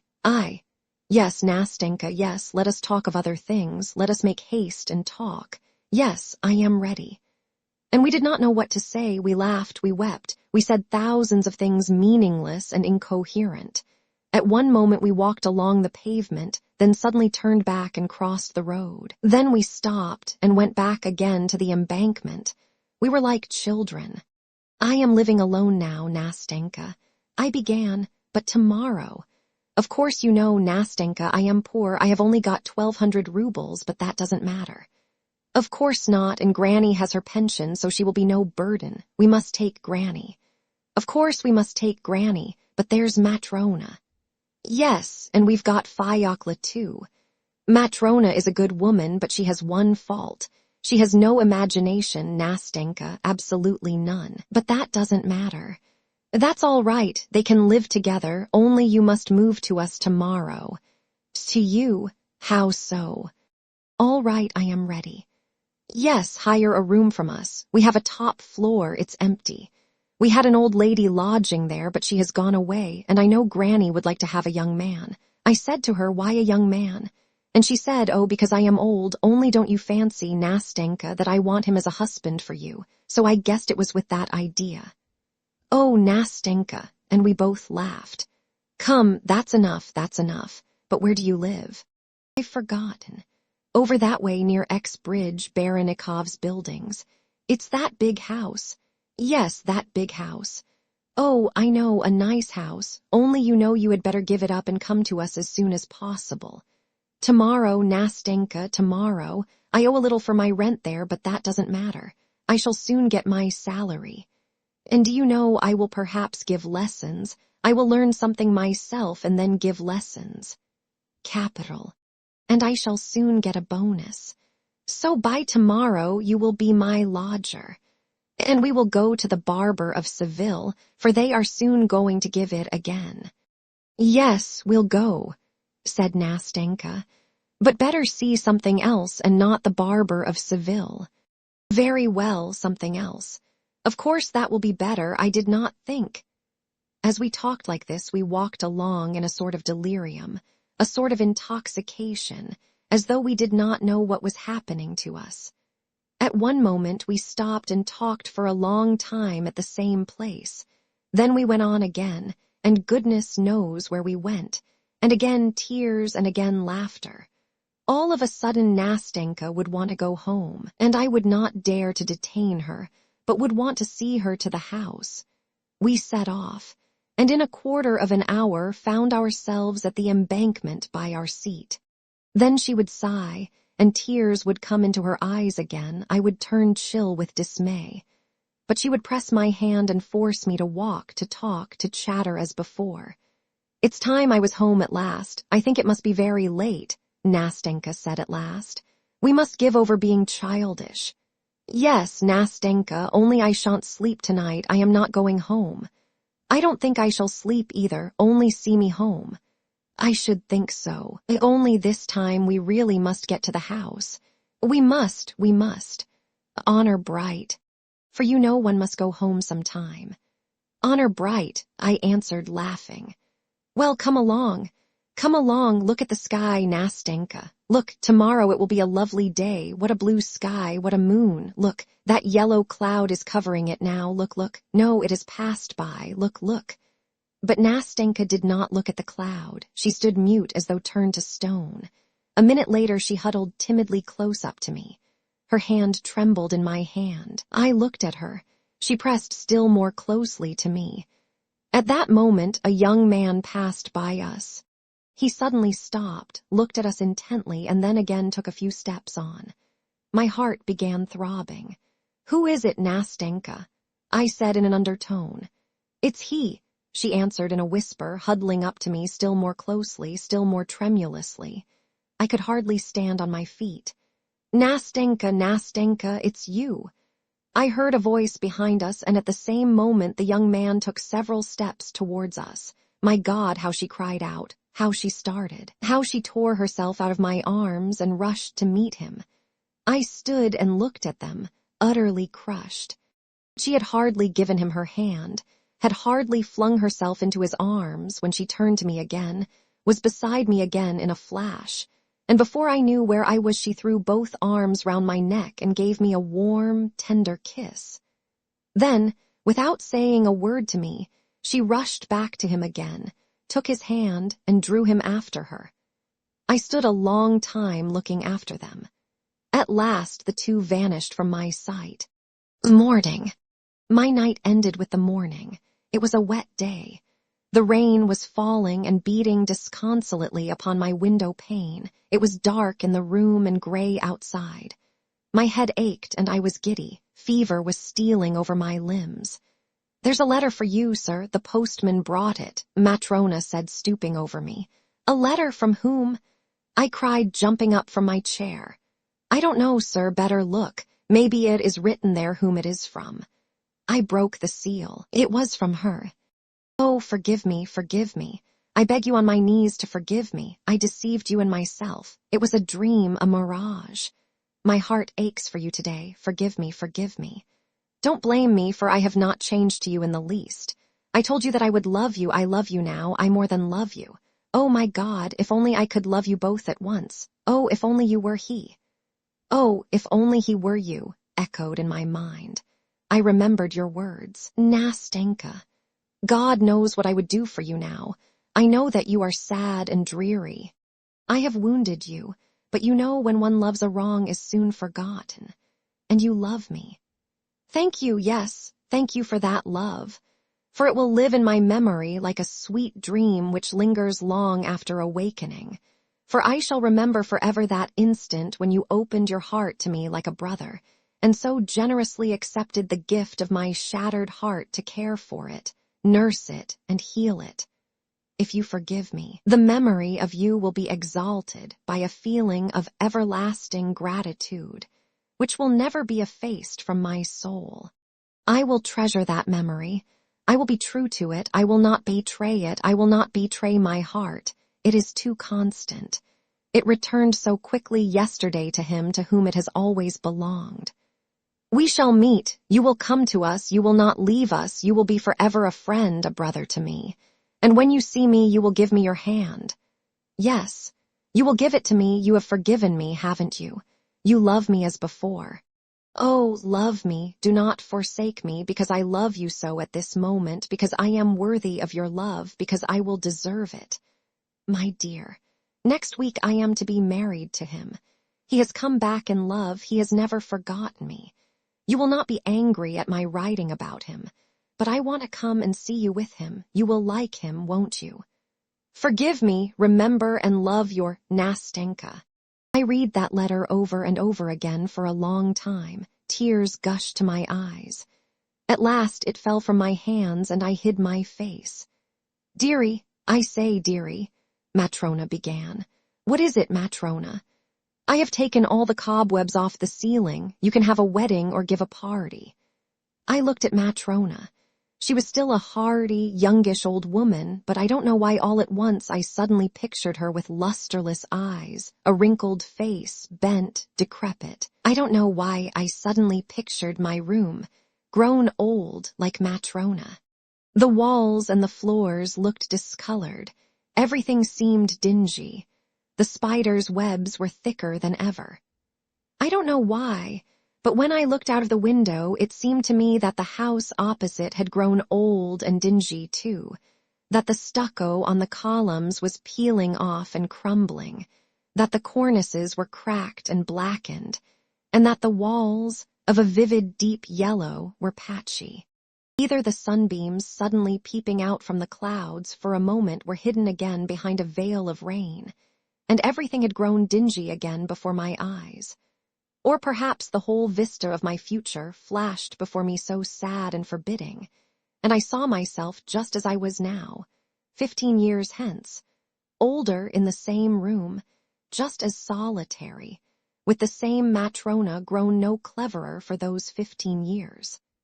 But to imagine that I should bear you a grudge, Nastenka, that I should cast a dark cloud over your serene, untroubled happiness, that by my bitter reproaches I should cause distress to your heart, should poison it with secret remorse, and should force it to throb with anguish at the moment of bliss, that I should crush a single one of those tender blossoms which you have twined in your dark tresses when you go with him to the altar. Oh, never, never. May your sky be clear, may your sweet smile be bright and untroubled, and may you be blessed for that moment of blissful happiness which you gave to another, lonely and grateful heart. My God, a whole moment of happiness.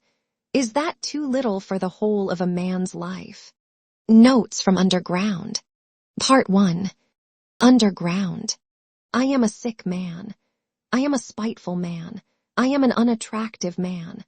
I believe my liver is diseased. However, I know nothing at all about my disease and do not know for certain what ails me. I don't consult a doctor for it, and never have, though I have a respect for medicine and doctors. Besides, I am extremely superstitious, sufficiently so to respect medicine anyway. I am well educated enough not to be superstitious, but I am superstitious. No, I refuse to consult a doctor from spite. That you probably will not understand. Well, I understand it, though. Of course, I can't explain who it is precisely that I am mortifying in this case by my spite. I am perfectly well aware that I cannot pay out the doctors by not consulting them. I know better than anyone that by all this I am only injuring myself and no one else. But still, if I don't consult a doctor, it is from spite. My liver is bad. Well, let it get worse. The author of the diary and the diary itself are, of course, imaginary. Nevertheless, it is clear that such persons as the writer of these notes not only may, but positively must, exist in our society, when we consider the circumstances in the midst of which our society is formed. I have tried to expose to the view of the public more distinctly than is commonly done one of the characters of the recent past. He is one of the representatives of a generation still living. In this fragment, entitled Underground, this person introduces himself and his views, and, as it were, tries to explain the causes owing to which he has made his appearance and was bound to make his appearance in our midst. In the second fragment, there are added the actual notes of this person concerning certain events in his life. Author's note. I have been going on like that for a long time, 20 years. Now I am 40. I used to be in the government service, but am no longer. I was a spiteful official. I was rude and took pleasure in being so. I did not take bribes, you see, so I was bound to find a recompense in that at least. A poor jest, but I will not scratch it out. I wrote it thinking it would sound very witty. But now that I have seen myself that I only wanted to show off in a despicable way, I will not scratch it out on purpose. When petitioners used to come for information to the table at which I sat, I used to grind my teeth at them, and felt intense enjoyment when I succeeded in making anybody unhappy. I almost always did succeed. For the most part, they were all timid people, of course. They were petitioners. But of the uppish ones, there was one officer in particular I could not endure. He simply would not be humble and clanked his sword in a disgusting way. I carried on a feud with him for 18 months over that sword. At last, I got the better of him. He left off clanking it. That happened in my youth, though. But do you know, gentlemen, what was the chief point about my spite? Why, the whole point, the real sting of it lay in the fact that continually, even in the moment of the acutest spleen, I was inwardly conscious with shame that I was not only not a spiteful, but not even an embittered man, that I was simply scaring sparrows at random and amusing myself by it. I might foam at the mouth, but bring me a doll to play with, give me a cup of tea with sugar in it, and maybe I should be appeased. I might even be genuinely touched, though probably I should grind my teeth at myself afterwards and lie awake at night with shame for months after. That was my way. I was lying when I said just now that I was a spiteful official. I was lying from spite. I was simply amusing myself with the petitioners and with the officer, and in reality I never could become spiteful. I was conscious every moment in myself of many, very many elements absolutely opposite to that. I felt them positively swarming in me, these opposite elements. I knew that they had been swarming in me all my life and craving some outlet from me, but I would not let them, purposely would not let them come out. They tormented me till I was ashamed. They drove me to convulsions and sickened me at last, how they sickened me.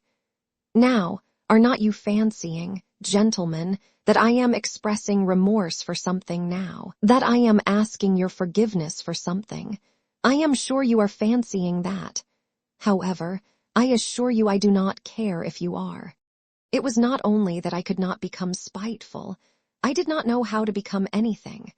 Neither spiteful nor kind, neither a rascal nor an honest man, neither a hero nor an insect. Now, I am living out my life in my corner, taunting myself with the spiteful and useless consolation that an intelligent man cannot become anything seriously, and it is only the fool who becomes anything.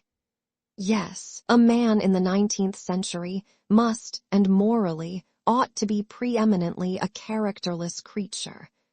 A man of character, an active man, is preeminently a limited creature. That is my conviction of 40 years. I am 40 years old now, and you know 40 years is a whole lifetime. You know it is extreme old age. To live longer than 40 years is bad manners, is vulgar, immoral. Who does live beyond 40? Answer that sincerely and honestly. I will tell you who do, fools and worthless fellows.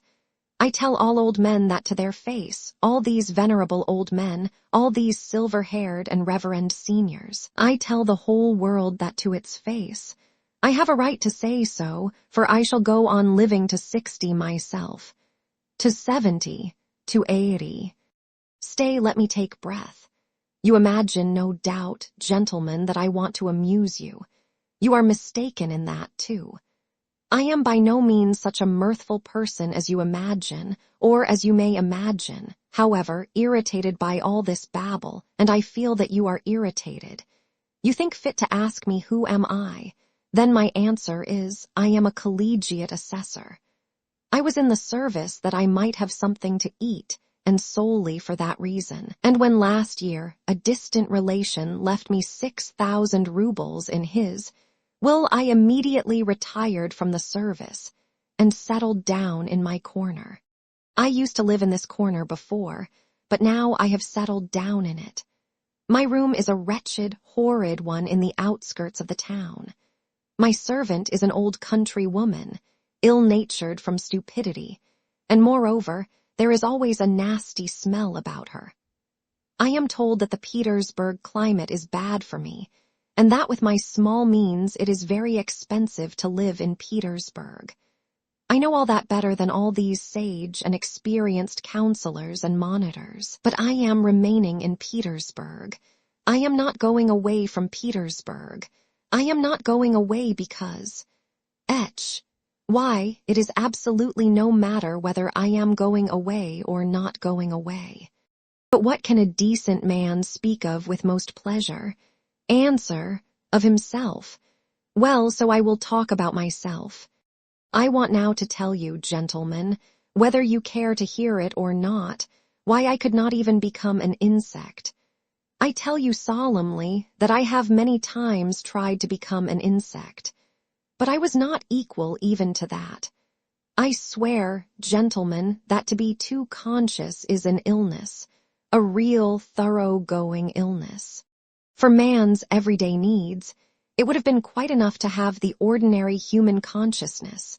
That is, half or a quarter of the amount which falls to the lot of a cultivated man of our unhappy 19th century, especially one who has the fatal ill luck to inhabit Petersburg, the most theoretical and intentional town on the whole terrestrial globe. There are intentional and unintentional towns. It would have been quite enough, for instance, to have the consciousness by which all so-called direct persons and men of action live. I bet you think I am writing all this from affectation, to be witty at the expense of men of action. And what is more, that from ill-bred affectation I am clanking a sword like my officer. But, gentlemen, whoever can pride himself on his diseases and even swagger over them? Though, after all, everyone does do that. People do pride themselves on their diseases, and I do, may be, more than anyone. We will not dispute it. My contention was absurd. But yet I am firmly persuaded that a great deal of consciousness, every sort of consciousness, in fact, is a disease. I stick to that. Let us leave that, too, for a minute. Tell me this. Why does it happen that at the very moments when I am most capable of feeling every refinement of all that is good and beautiful, as they used to say at one time, it would, as though of design, happen to me not only to feel, but to do such ugly things, such that... Well, in short, actions that all perhaps commit, but which, as though purposely, occurred to me at the very time when I was most conscious that they ought not to be committed. The more conscious I was of goodness, and of all that was good and beautiful, the more deeply I sank into my mire, and the more ready I was to sink in it altogether. But the chief point was that all this was, as it were, not accidental in me, but as though it were bound to be so. It was as though it were my most normal condition, and not in the least disease or depravity, so that at last all desire in me to struggle against this depravity passed. It ended by my almost believing, perhaps actually believing, that this was perhaps my normal condition. But at first, in the beginning, what agonies I endured in that struggle! I did not believe it was the same with other people, and all my life I hid this fact about myself as a secret. I was ashamed. Even now, perhaps, I am ashamed. I got to the point of feeling a sort of secret, abnormal, despicable enjoyment in returning home to my corner on some disgusting Petersburg night, acutely conscious that that day I had committed a loathsome action again, that what was done could never be undone, and secretly, inwardly gnawing at myself for it, tearing and consuming myself till at last the bitterness turned into a sort of shameful, accursed sweetness, and at last into positive, real enjoyment. Yes, into enjoyment. I insist upon that. I have spoken of this because I keep wanting to know for a fact whether other people feel such enjoyment. I will explain. The enjoyment was just from the too intense consciousness of one's own degradation. It was from feeling oneself that one had reached the last barrier, that it was horrible, but that it could not be otherwise, that there was no escape for you, that you never could become a different man, that even if time and faith were still left you to change into something different, you would most likely not wish to change, or if you did wish to, even then you would do nothing, because perhaps, in reality, there was nothing for you to change into. And the worst of it was, and the root of it all, that it was all in accord with the normal fundamental laws of overacute consciousness, and with the inertia that was the direct result of those laws, and that consequently one was not only unable to change, but could do absolutely nothing. Thus it would follow, as the result of acute consciousness, that one is not to blame in being a scoundrel, as though that were any consolation to the scoundrel once he has come to realize that he actually is a scoundrel. But enough. I have talked a lot of nonsense, but what have I explained? How is enjoyment in this to be explained? But I will explain it. I will get to the bottom of it. That is why I have taken up my pen. I, for instance, have a great deal of amour propre. I am as suspicious and prone to take offense as a humpback or a dwarf. But upon my word, I sometimes have had moments when if I had happened to be slapped in the face, I should, perhaps, have been positively glad of it. I say, in earnest, that I should probably have been able to discover even in that a peculiar sort of enjoyment. The enjoyment, of course, of despair. But in despair, there are the most intense enjoyments, especially when one is very acutely conscious of the hopelessness of one's position. And when one is slapped in the face, why then the consciousness of being rubbed into a pulp would positively overwhelm one. The worst of it is, look at it which way one will, it still turns out that I was always the most to blame in everything. And what is most humiliating of all, to blame for no fault of my own, but, so to say, through the laws of nature. In the first place, to blame because I am cleverer than any of the people surrounding me. I have always considered myself cleverer than any of the people surrounding me, and sometimes, would you believe it, have been positively ashamed of it. At any rate, I have all my life, as it were, turned my eyes away and never could look people straight in the face. To blame, finally, because even if I had had magnanimity, I should only have had more suffering from the sense of its uselessness. I should certainly have never been able to do anything from being magnanimous, neither to forgive, for my assailant would perhaps have slapped me from the laws of nature, and one cannot forgive the laws of nature, nor to forget, for even if it were owing to the laws of nature, it is insulting all the same. Finally, even if I had wanted to be anything but magnanimous, had desired on the contrary to revenge myself on my assailant, I could not have revenged myself on anyone for anything, because I should certainly never have made up my mind to do anything, even if I had been able to. Why should I not have made up my mind? About that in particular, I want to say a few words. With people who know how to revenge themselves and to stand up for themselves in general, how is it done? Why, when they are possessed, let us suppose, by the feeling of revenge, then for the time there is nothing else but that feeling left in their whole being. Such a gentleman simply dashes straight for his object like an infuriated bull with its horns down, and nothing but a wall will stop him. By the way, facing the wall, such gentlemen, that is, the direct persons and men of action, are genuinely nonplussed. For them a wall is not an evasion. As for us people who think and consequently do nothing, it is not an excuse for turning aside, an excuse for which we are always very glad, though we scarcely believe in it ourselves as a rule. No, they are nonplussed in all sincerity. The wall has for them something tranquilizing, morally soothing, final, maybe even something mysterious. But of the wall later. Well, such a direct person I regard as the real normal man, as his tender mother nature wished to see him, when she graciously brought him into being on the earth. I envy such a man till I am green in the face. He is stupid. I am not disputing that, but perhaps the normal man should be stupid. How do you know? Perhaps it is very beautiful, in fact. And I am the more persuaded of that suspicion, if one can call it so, by the fact that if you take, for instance, the antithesis of the normal man, that is, the man of acute consciousness, who has come, of course, not out of the lap of nature, but out of a retort.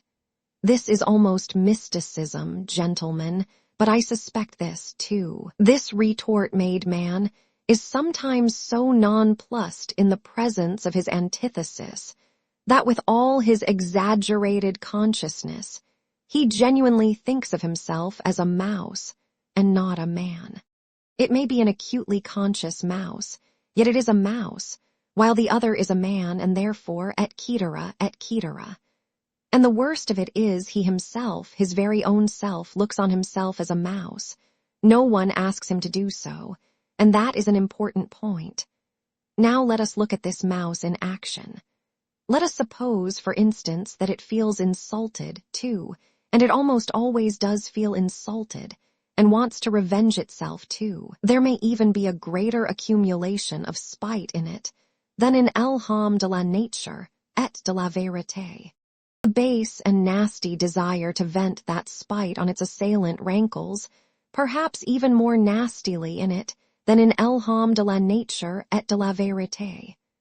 For through his innate stupidity, the latter looks upon his revenge as justice pure and simple, while in consequence of his acute consciousness, the mouse does not believe in the justice of it. To come at last to the deed itself, to the very act of revenge.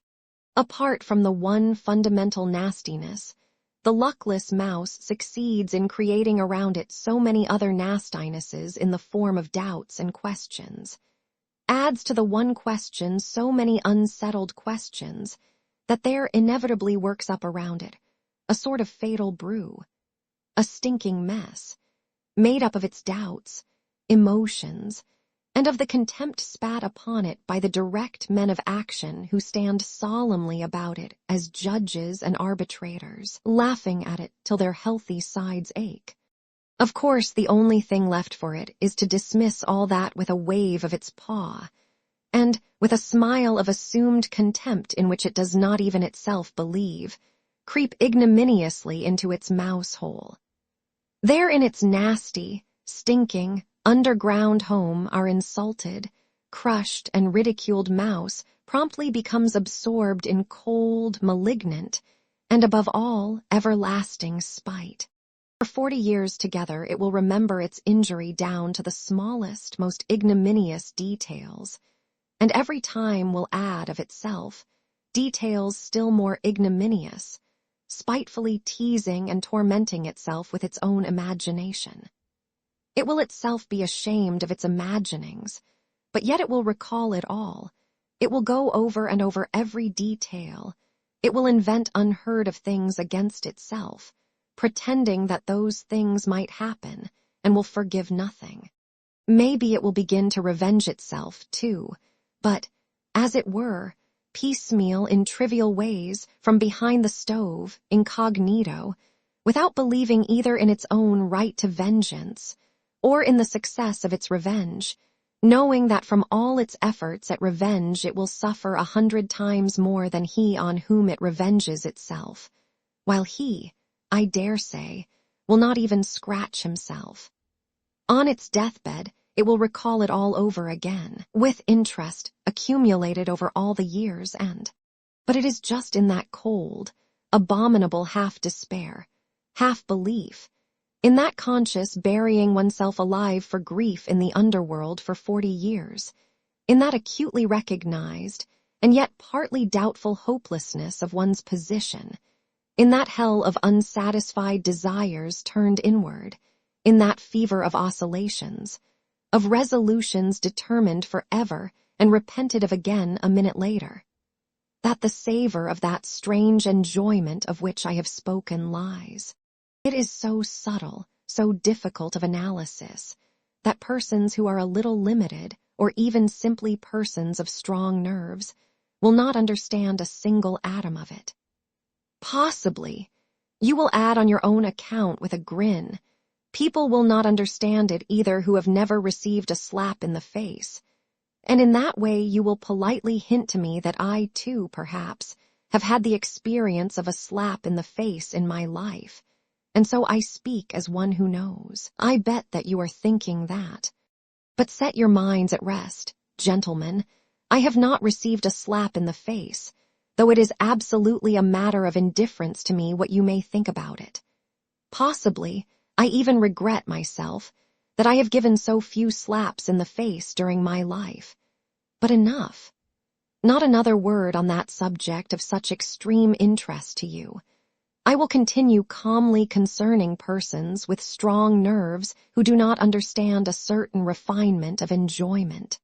Though in certain circumstances these gentlemen bellow their loudest like bulls, though this, let us suppose, does them the greatest credit, yet, as I have said already, confronted with the impossible they subside at once. The impossible means the stone wall. What stone wall? Why, of course, the laws of nature, the deductions of natural science, mathematics. As soon as they prove to you, for instance, that you are descended from a monkey, then it is no use scowling, accept it for a fact.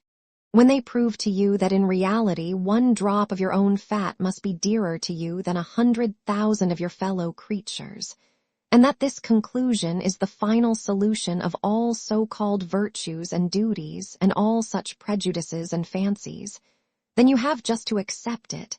There is no help for it, for twice 2 is a law of mathematics. Just try refuting it. Upon my word, they will shout at you. It is no use protesting. It is a case of twice 2 makes 4. Nature does not ask your permission. She has nothing to do with your wishes, and whether you like her laws or dislike them, you are bound to accept her as she is, and consequently all her conclusions. A wall, you see, is a wall, and so on and so on. Merciful heavens! But what do I care for the laws of nature and arithmetic, when, for some reason, I dislike those laws and the fact that twice 2 makes 4? Of course I cannot break through the wall by battering my head against it, if I really have not the strength to knock it down. But I am not going to be reconciled to it simply because it is a stone wall, and I have not the strength. As though such a stone wall really were a consolation, and really did contain some word of conciliation, simply because it is as true as twice two makes four. Oh, absurdity of absurdities! How much better it is to understand it all, to recognize it all the impossibilities and the stone wall. Not to be reconciled to one of those impossibilities and stone walls if it disgusts you to be reconciled to it. By the way of the most inevitable, logical combinations to reach the most revolting conclusions on the everlasting theme, that even for the stone wall you are yourself somehow to blame, though again it is as clear as day you are not to blame in the least, and therefore grinding your teeth in silent impotence to sink into luxurious inertia, brooding on the fact that there is no one even for you to feel vindictive against, that you have not, and perhaps never will have, an object for your spite, that it is a sleight of hand, a bit of juggling, a card-sharper's trick, that it is simply a mess, no knowing what and no knowing who. But in spite of all these uncertainties and jugglings, still there is an ache in you, and the more you do not know, the worse the ache. Ha ha ha, you will be finding enjoyment in toothache next. You cry with a laugh. Well, even in toothache there is enjoyment, I answer. I had toothache for a whole month and I know there is. In that case, of course, people are not spiteful in silence but moan. But they are not candid moans, they are malignant moans, and the malignancy is the whole point. The enjoyment of the sufferer finds expression in those moans. If he did not feel enjoyment in them, he would not moan. It is a good example, gentlemen, and I will develop it. Those moans express in the first place all the aimlessness of your pain, which is so humiliating to your consciousness. The whole legal system of nature on which you spit disdainfully, of course, but from which you suffer all the same while she does not.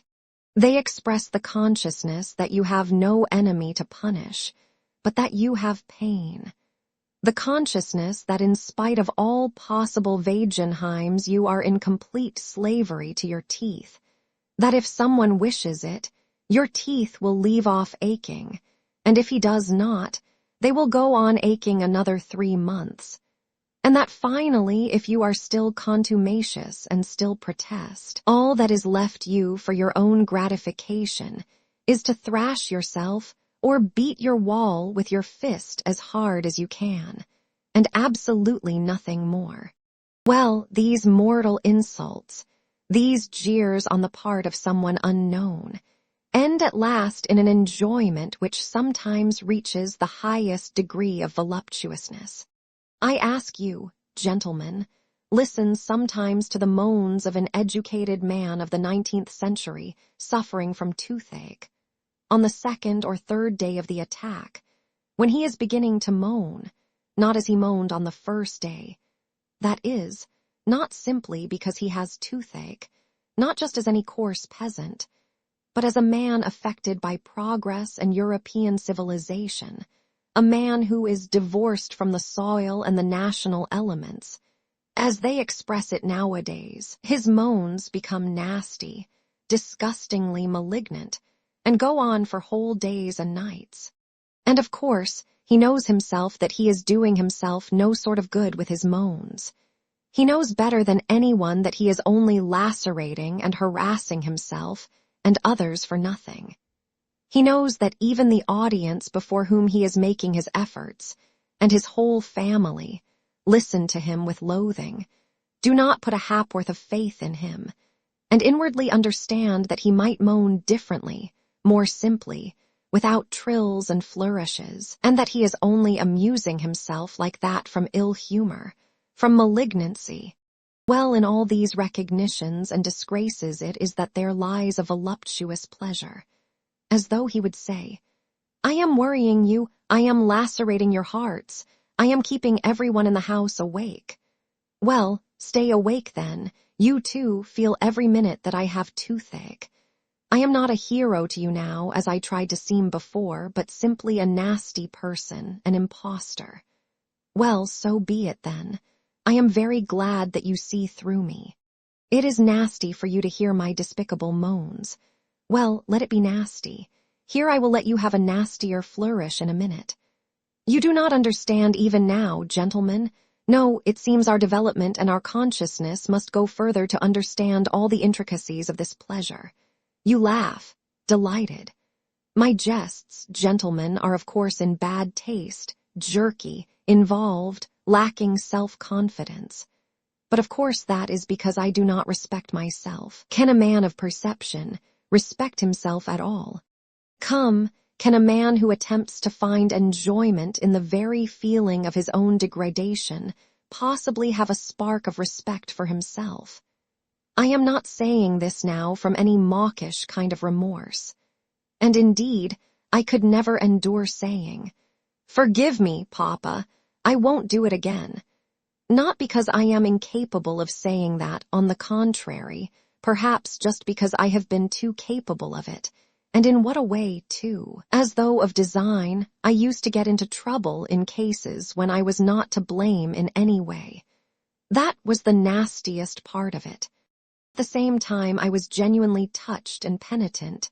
I used to shed tears and, of course, deceived myself, though I was not acting in the least, and there was a sick feeling in my heart at the time. For that one could not blame even the laws of nature, though the laws of nature have continually all my life offended me more than anything. It is loathsome to remember it all, but it was loathsome even then. Of course, a minute or so later I would realize wrathfully that it was all a lie, a revolting lie, an affected lie. That is, all this penitence, this emotion, these vows of reform. You will ask, why did I worry myself with such antics? Answer, because it was very dull to sit with one's hands folded, and so one began cutting capers. That is really it. Observe yourselves more carefully, gentlemen, then you will understand that it is so. I invented adventures for myself and made up a life, so as at least to live in some way. How many times it has happened to me. Well, for instance, to take offense simply on purpose for nothing. And one knows oneself, of course, that one is offended at nothing, that one is putting it on, but yet one brings oneself, at last, to the point of being really offended. All my life I have had an impulse to play such pranks, so that in the end I could not control it in myself. Another time, twice, in fact, I tried hard to be in love. I suffered, too, gentlemen, I assure you. In the depth of my heart there was no faith in my suffering, only a faint stir of mockery, but yet I did suffer, and in the real, orthodox way. I was jealous beside myself. And it was all from ennui, gentlemen, all from ennui. Inertia overcame me. You know, the direct, legitimate fruit of consciousness is inertia, that is, conscious sitting with the hands folded. I have referred to this already. I repeat with emphasis.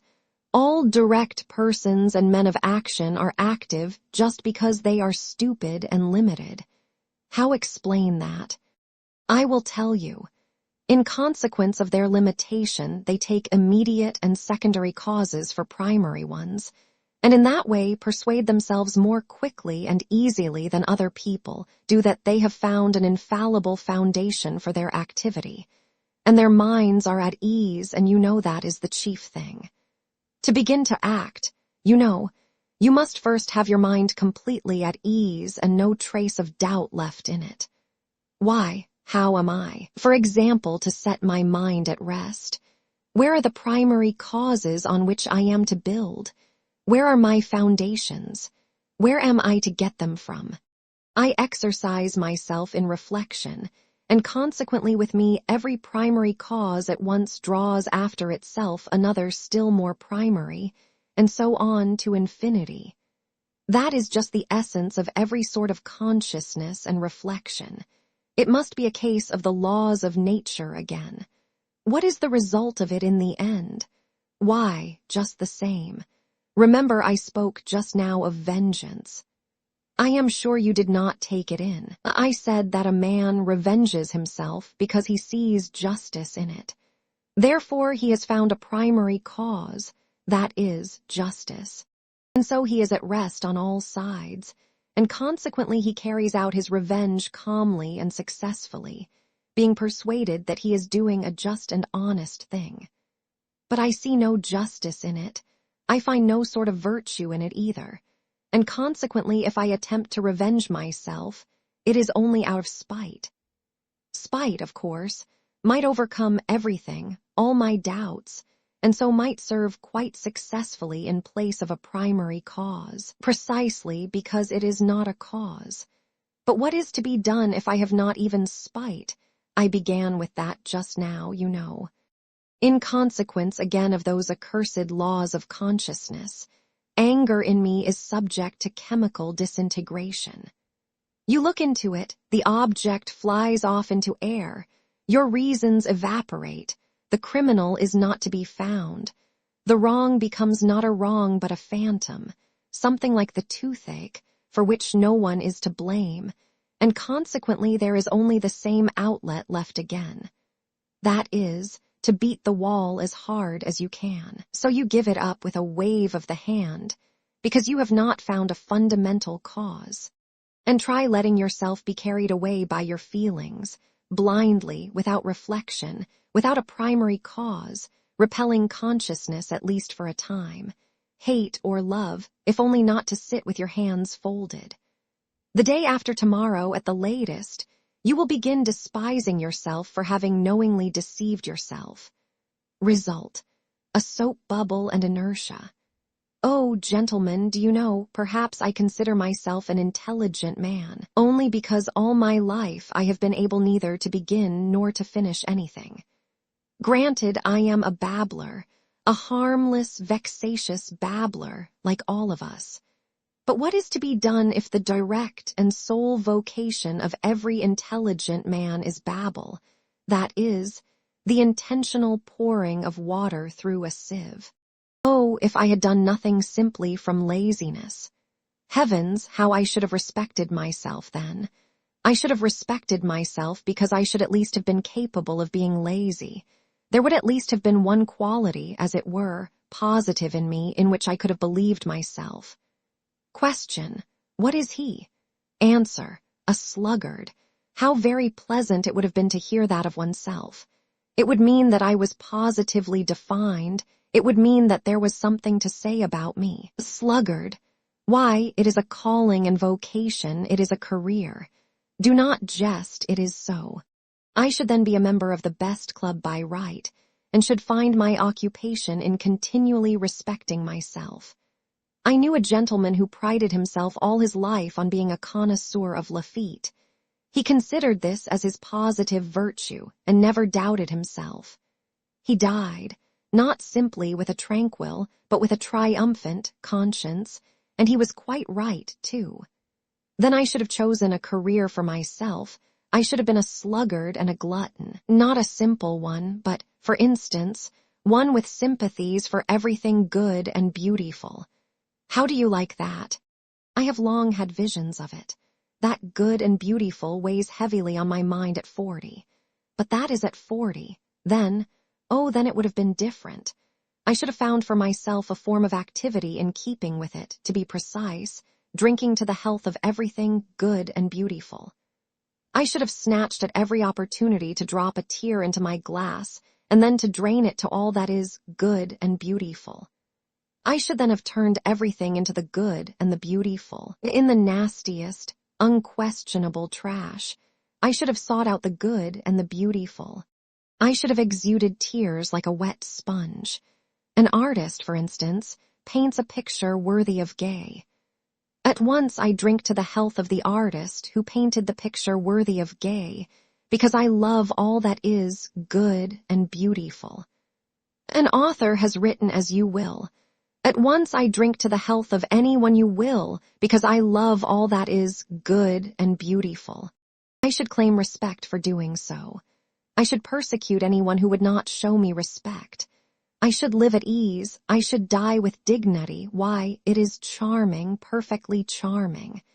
And what a good round belly I should have grown, what a treble chin I should have established, what a ruby nose I should have colored for myself, so that everyone would have said, looking at me, here is an asset, here is something real and solid. And say what you like, it is very agreeable to hear such remarks about oneself in this negative age. But these are all golden dreamus. Oh, tell me, who was it first announced? Who was it first proclaimed that man only does nasty things because he does not know his own interests? And that if he were enlightened, if his eyes were open to his real normal interests, man would at once cease to do nasty things, would at once become good and noble because, being enlightened and understanding his real advantage, he would see his own advantage in the good and nothing else. And we all know that not one man can, consciously, act against his own interests. Consequently, so to say, through necessity, he would begin doing good. Oh, the babe! Oh, the pure, innocent child! Why, in the first place, when in all these thousands of years has there been a time when man has acted only from his own interest? What is to be done with the millions of facts that bear witness that men, consciously, that is fully understanding their real interests, have left them in the background and have rushed headlong on another path, to meet peril and danger, compelled to this course by nobody and by nothing, but, as it were, simply disliking the beaten track, and have obstinately, willfully, struck out another difficult, absurd way, seeking it almost in the darkness. So, I suppose, this obstinacy and perversity were pleasanter to them than any advantage. Advantage? What is advantage? And will you take it upon yourself to define with perfect accuracy in what the advantage of man consists?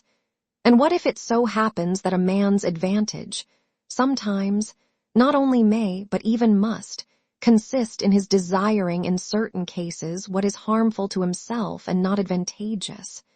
And if so, if there can be such a case, the whole principle falls into dust. What do you think, are there such cases? You laugh. Laugh away, gentlemen, but only answer me. Have man's advantages been reckoned up with perfect certainty? Are there not some which not only have not been included, but cannot possibly be included under any classification?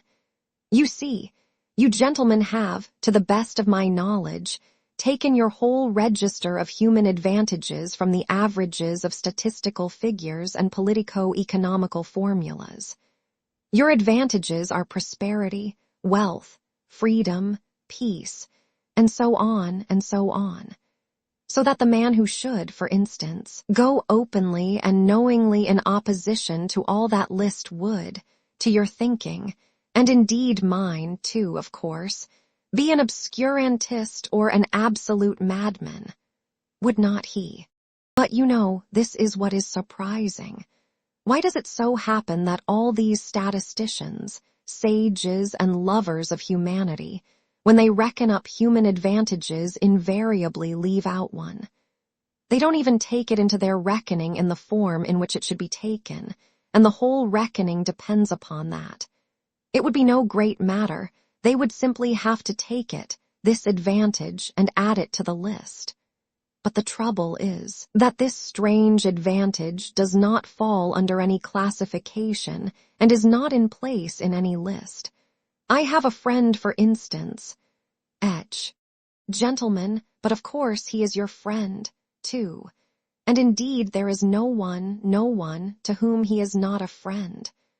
When he prepares for any undertaking, this gentleman immediately explains to you, elegantly and clearly, exactly how he must act in accordance with the laws of reason and truth. What is more, he will talk to you with excitement and passion of the true normal interests of man. With irony, he will upbraid the short-sighted fools who do not understand their own interests, nor the true significance of virtue. And within a quarter of an hour, without any sudden outside provocation, but simply through something inside him which is stronger than all his interests, he will go off on quite a different tack. That is, act in direct opposition to what he has just been saying about himself, in opposition to the laws of reason, in opposition to his own advantage, in fact, in opposition to everything. I warn you that my friend is a compound personality, and therefore it is difficult to blame him as an individual. The fact is, gentlemen, it seems there must really exist something that is dearer to almost every man than his greatest advantages. Or, not to be illogical, there is a most advantageous advantage, the very one omitted of which we spoke just now, which is more important and more advantageous than all other advantages, for the sake of which a man, if necessary, is ready to act in opposition to all laws. That is, in opposition to reason, honor, peace, prosperity. In fact, in opposition to all those excellent and useful things, if only he can attain that fundamental, most advantageous advantage, which is dearer to him than all.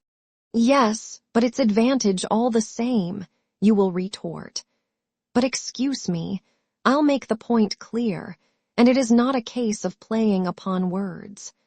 What matters is that this advantage is remarkable from the very fact that it breaks down all our classifications and continually shatters every system constructed by lovers of mankind for the benefit of mankind. In fact, it upsets everything. But before I mention this advantage to you, I want to compromise myself personally, and therefore I boldly declare that all these fine systems, all these theories for explaining to mankind their real normal interests, in order that inevitably striving to pursue these interests they may at once become good and noble, are, in my opinion so far, mere logical exercises. Yes, logical exercises. Why? To maintain this theory of the regeneration of mankind by means of the pursuit of his own advantage is to my mind almost the same thing as to affirm, for instance, following Buckle, that through civilization mankind becomes softer and consequently less bloodthirsty and less fitted for warfare. Logically it does seem to follow from his arguments, but man has such a predilection for systems and abstract deductions that he is ready to distort the truth intentionally. He is ready to deny the evidence of his senses only to justify his logic. I take this example because it is the most glaring instance of it. Only look about you. Blood is being spilt in streams, and in the merriest way, as though it were champagne. Take the whole of the 19th century in which Buckle lived. Take Napoleon, the great and also the present one. Take North America, the eternal union. Take the farce of Schleswig-Holstein. And what is it that civilization softens in us? The only gain of civilization for mankind is the greater capacity for variety of sensations, and absolutely nothing more. And through the development of this many-sidedness man may come to finding enjoyment in bloodshed. In fact, this has already happened to him. Have you noticed that it is the most civilized gentlemen who have been the subtlest slaughterers, to whom the Attilas and Stenker raisins could not hold a candle?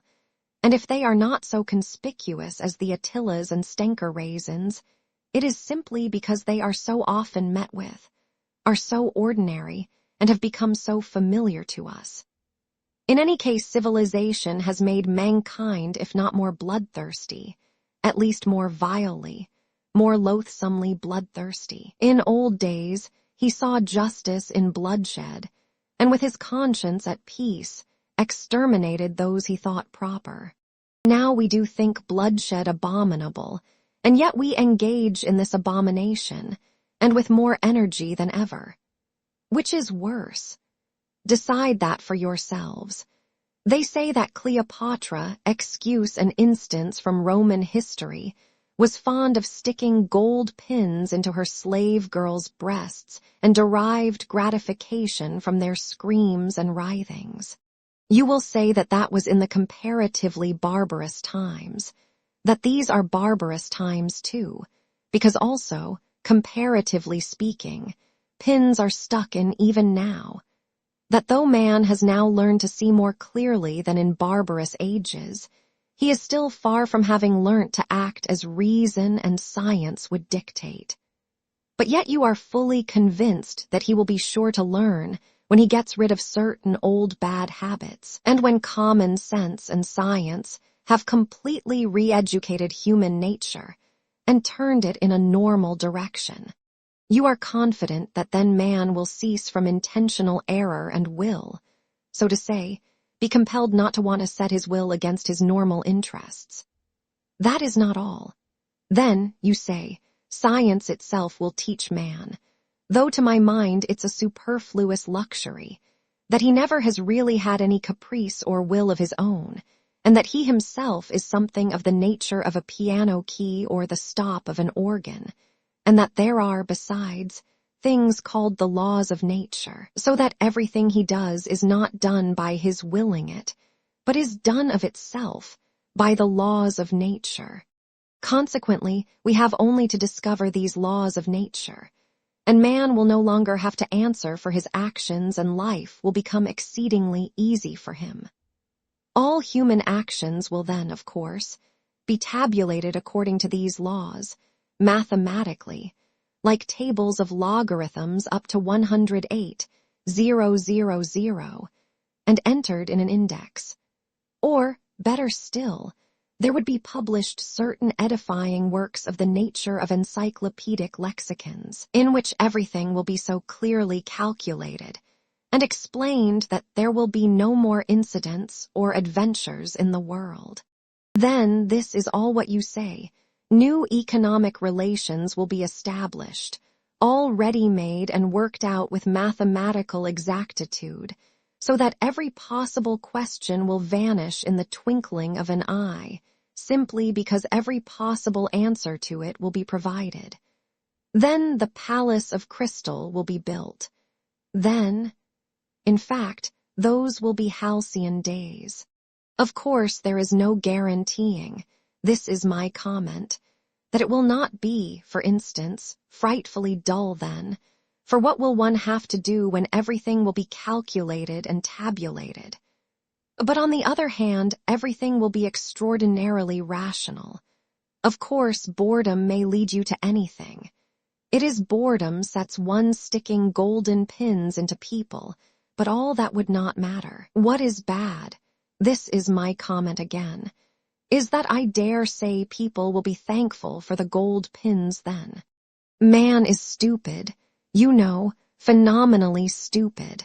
Or rather, he is not at all stupid, but he is so ungrateful that you could not find another like him in all creation.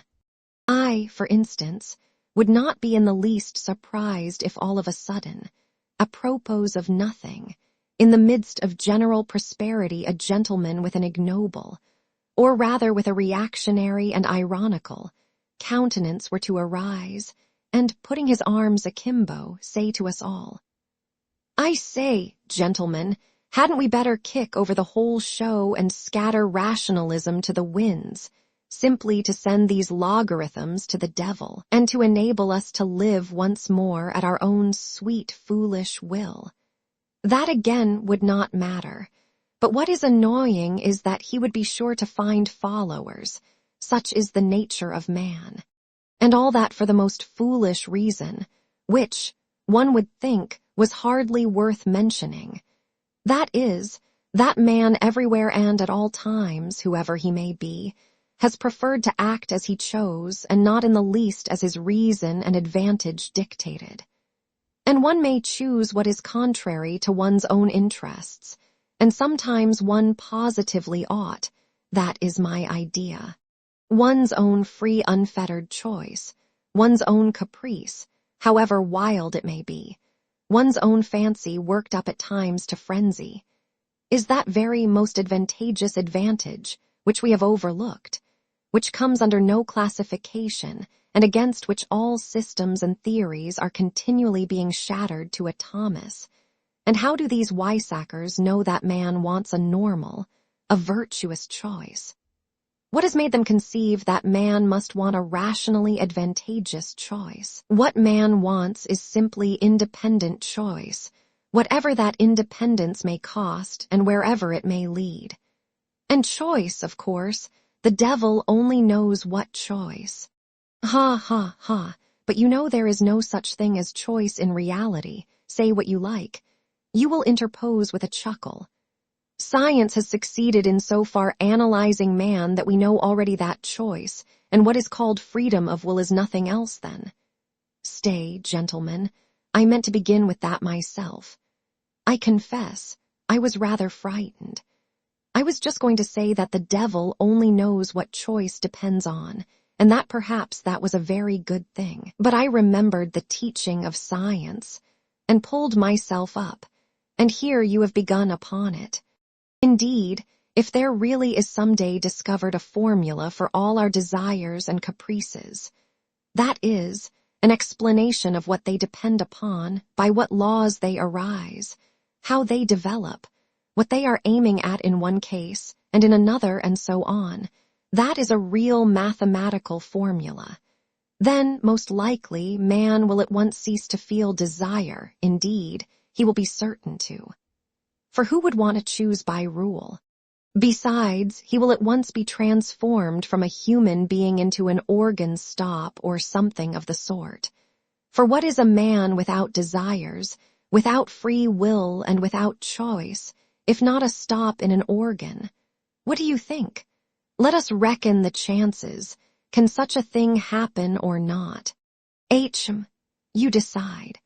Our choice is usually mistaken from a false view of our advantage. We sometimes choose absolute nonsense, because in our foolishness we see in that nonsense the easiest means for attaining a supposed advantage. But when all that is explained and worked out on paper, which is perfectly possible, for it is contemptible and senseless to suppose that some laws of nature man will never understand, then certainly so-called desires will no longer exist.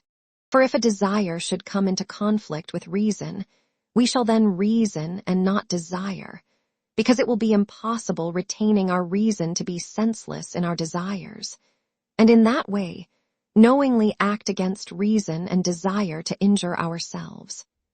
And as all choice and reasoning can be really calculated, because there will someday be discovered the laws of our so-called free will. So, joking apart, there may one day be something like a table constructed of them, so that we really shall choose in accordance with it. If, for instance, someday they calculate and prove to me that I made a long nose at someone because I could not help making a long nose at him, and that I had to do it in that particular way, what freedom is left me? Especially if I am a learned man and have taken my degree somewhere. Then I should be able to calculate my whole life for 30 years beforehand. In short, if this could be arranged, there would be nothing left for us to do. Anyway, we should have to understand that. And in fact, we ought unwearyingly to repeat to ourselves that at such and such a time, and in such and such circumstances nature does not ask our leave, that we have got to take her as she is and not fashion her to suit our fancy. And if we really aspire to formulas and tables of rules, and well, even to the chemical retort, there's no help for it. We must accept the retort too, or else it will be accepted without our consent.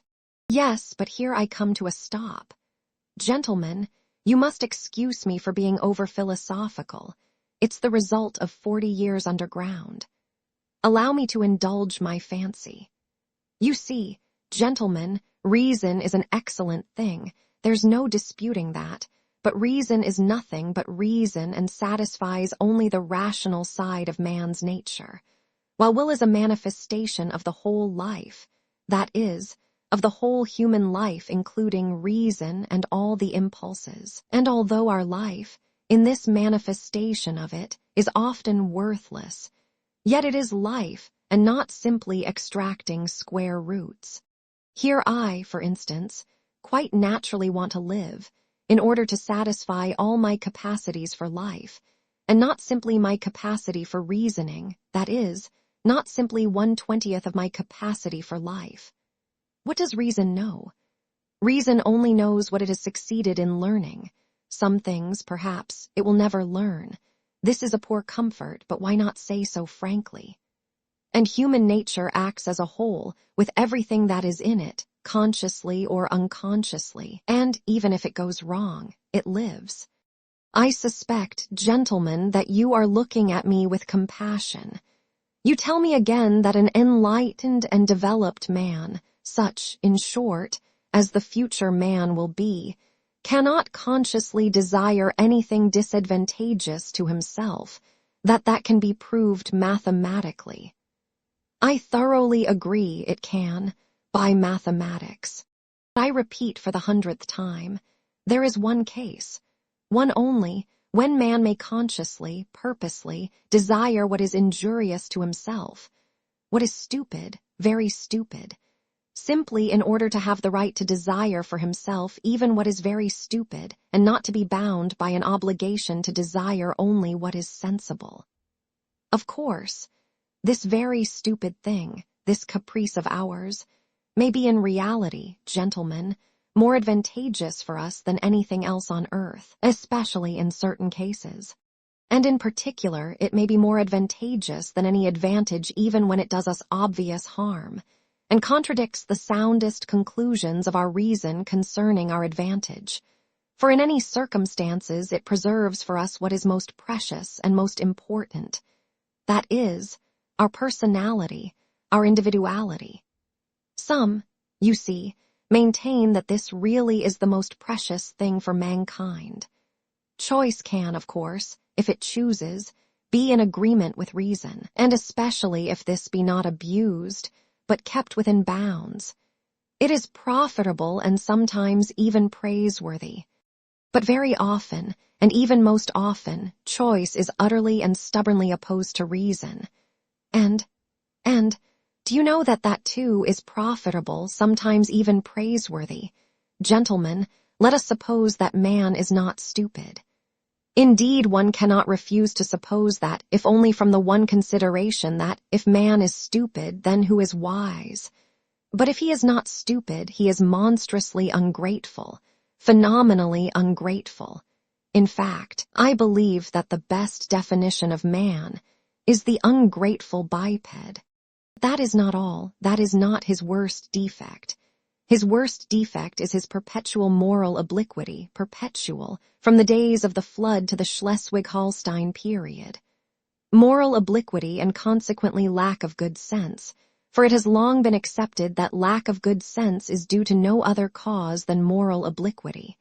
Put it to the test and cast your eyes upon the history of mankind. What will you see? Is it a grand spectacle? Grand, if you like. Take the Colossus of Rhodes. For instance, that's worth something. With good reason, Mr. Dostoyevsky testifies of it that some say that it is the work of man's hands, while others maintain that it has been created by nature herself. Is it many-colored? Maybe it is many-colored, too.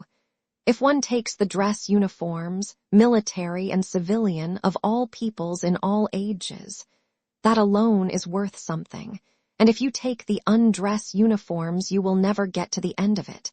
No historian would be equal to the job. Is it monotonous? Maybe it's monotonous, too. It's fighting and fighting. They are fighting now, they fought first and they fought last. You will admit that it is almost too monotonous. In short, one may say anything about the history of the world, anything that might enter the most disordered imagination. The only thing one can't say is that it's rational. The very word sticks in one's throat. And indeed, this is the odd thing that is continually happening. There are continually turning up in life moral and rational persons, sages and lovers of humanity, who make it their object to live all their lives as morally and rationally as possible.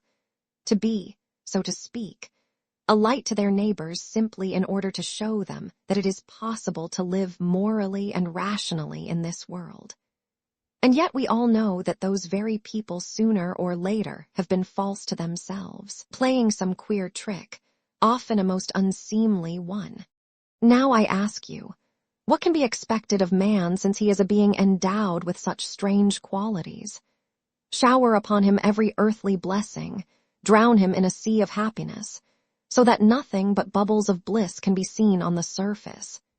Give him economic prosperity, such that he should have nothing else to do but sleep, eat cakes, and busy himself with the continuation of his species.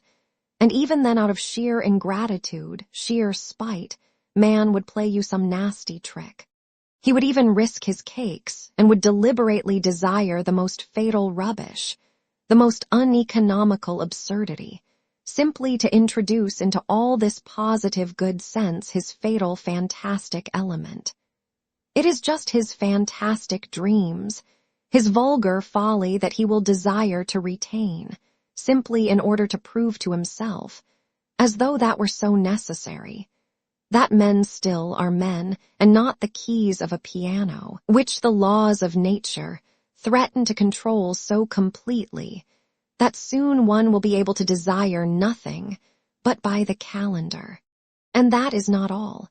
Even if man really were nothing but a piano key, even if this were proved to him by natural science and mathematics, even then he would not become reasonable, but would purposely do something perverse out of simple ingratitude, simply to gain his point. And if he does not find means, he will contrive destruction and chaos, will contrive sufferings of all sorts, only to gain his point. He will launch a curse upon the world, and as only man can curse, it is his privilege, the primary distinction between him and other animals. Maybe by his curse alone he will attain his object. That is, convince himself that he is a man and not a piano key. If you say that all this, too, can be calculated and tabulated, chaos and darkness and curses, so that the mere possibility of calculating it all beforehand would stop it all, and reason would reassert itself, then man would purposely go mad in order to be rid of reason and gain his point. I believe in it, I answer for it, for the whole work of man really seems to consist in nothing but proving to himself every minute that he is a man and not a piano key.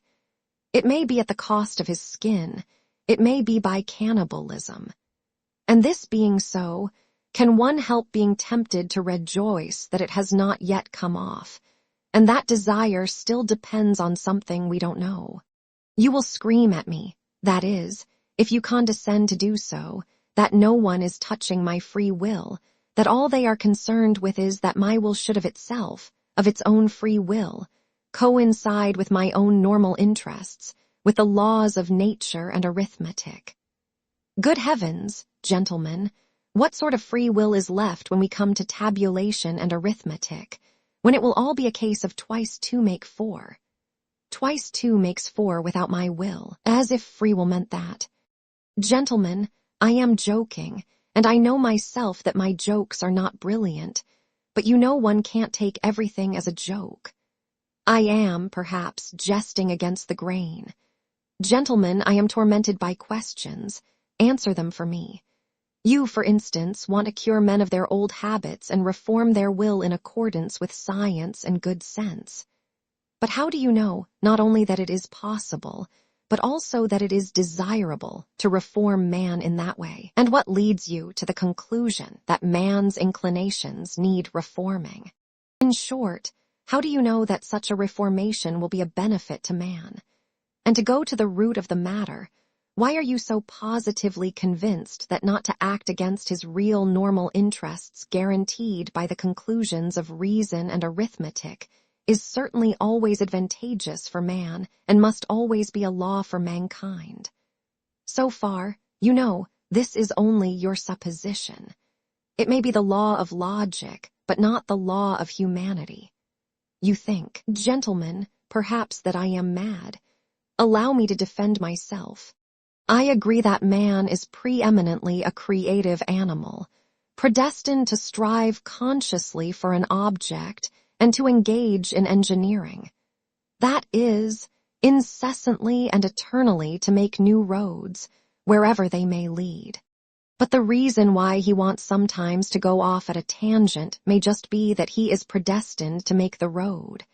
And perhaps, too, that however stupid the direct, practical man may be, the thought sometimes will occur to him that the road almost always does lead somewhere, and that the destination it leads to is less important than the process of making it, and that the chief thing is to save the well-conducted child from despising engineering, and so giving way to the fatal idleness, which, as we all know, is the mother of all the vices. Man likes to make roads and to create. That is a fact beyond dispute. But why has he such a passionate love for destruction and chaos also? Tell me that. But on that point, I want to say a couple of words myself. May it not be that he loves chaos and destruction. There can be no disputing that he does sometimes love it, because he is instinctively afraid of attaining his object and completing the edifice he is constructing. Who knows, perhaps he only loves that edifice from a distance, and is by no means in love with it at close quarters. Perhaps he only loves building it and does not want to live in it, but will leave it, when completed, for the use of less animaux domestiques, such as the ants, the sheep, and so on. Now the ants have quite a different taste. They have a marvelous edifice of that pattern which endures forever, the ant heap. With the ant heap the respectable race of ants began, and with the ant heap they will probably end, which does the greatest credit to their perseverance and good sense. But man is a frivolous and incongruous creature, and perhaps, like a chess player, loves the process of the game, not the end of it. And who knows? There is no saying with certainty. Perhaps the only goal on earth to which mankind is striving lies in this incessant process of attaining, in other words, in life itself, and not in the thing to be attained, which must always be expressed as a formula, as positive as 2 × 2 = 4, and such positiveness is not life, gentlemen, but is the beginning of death.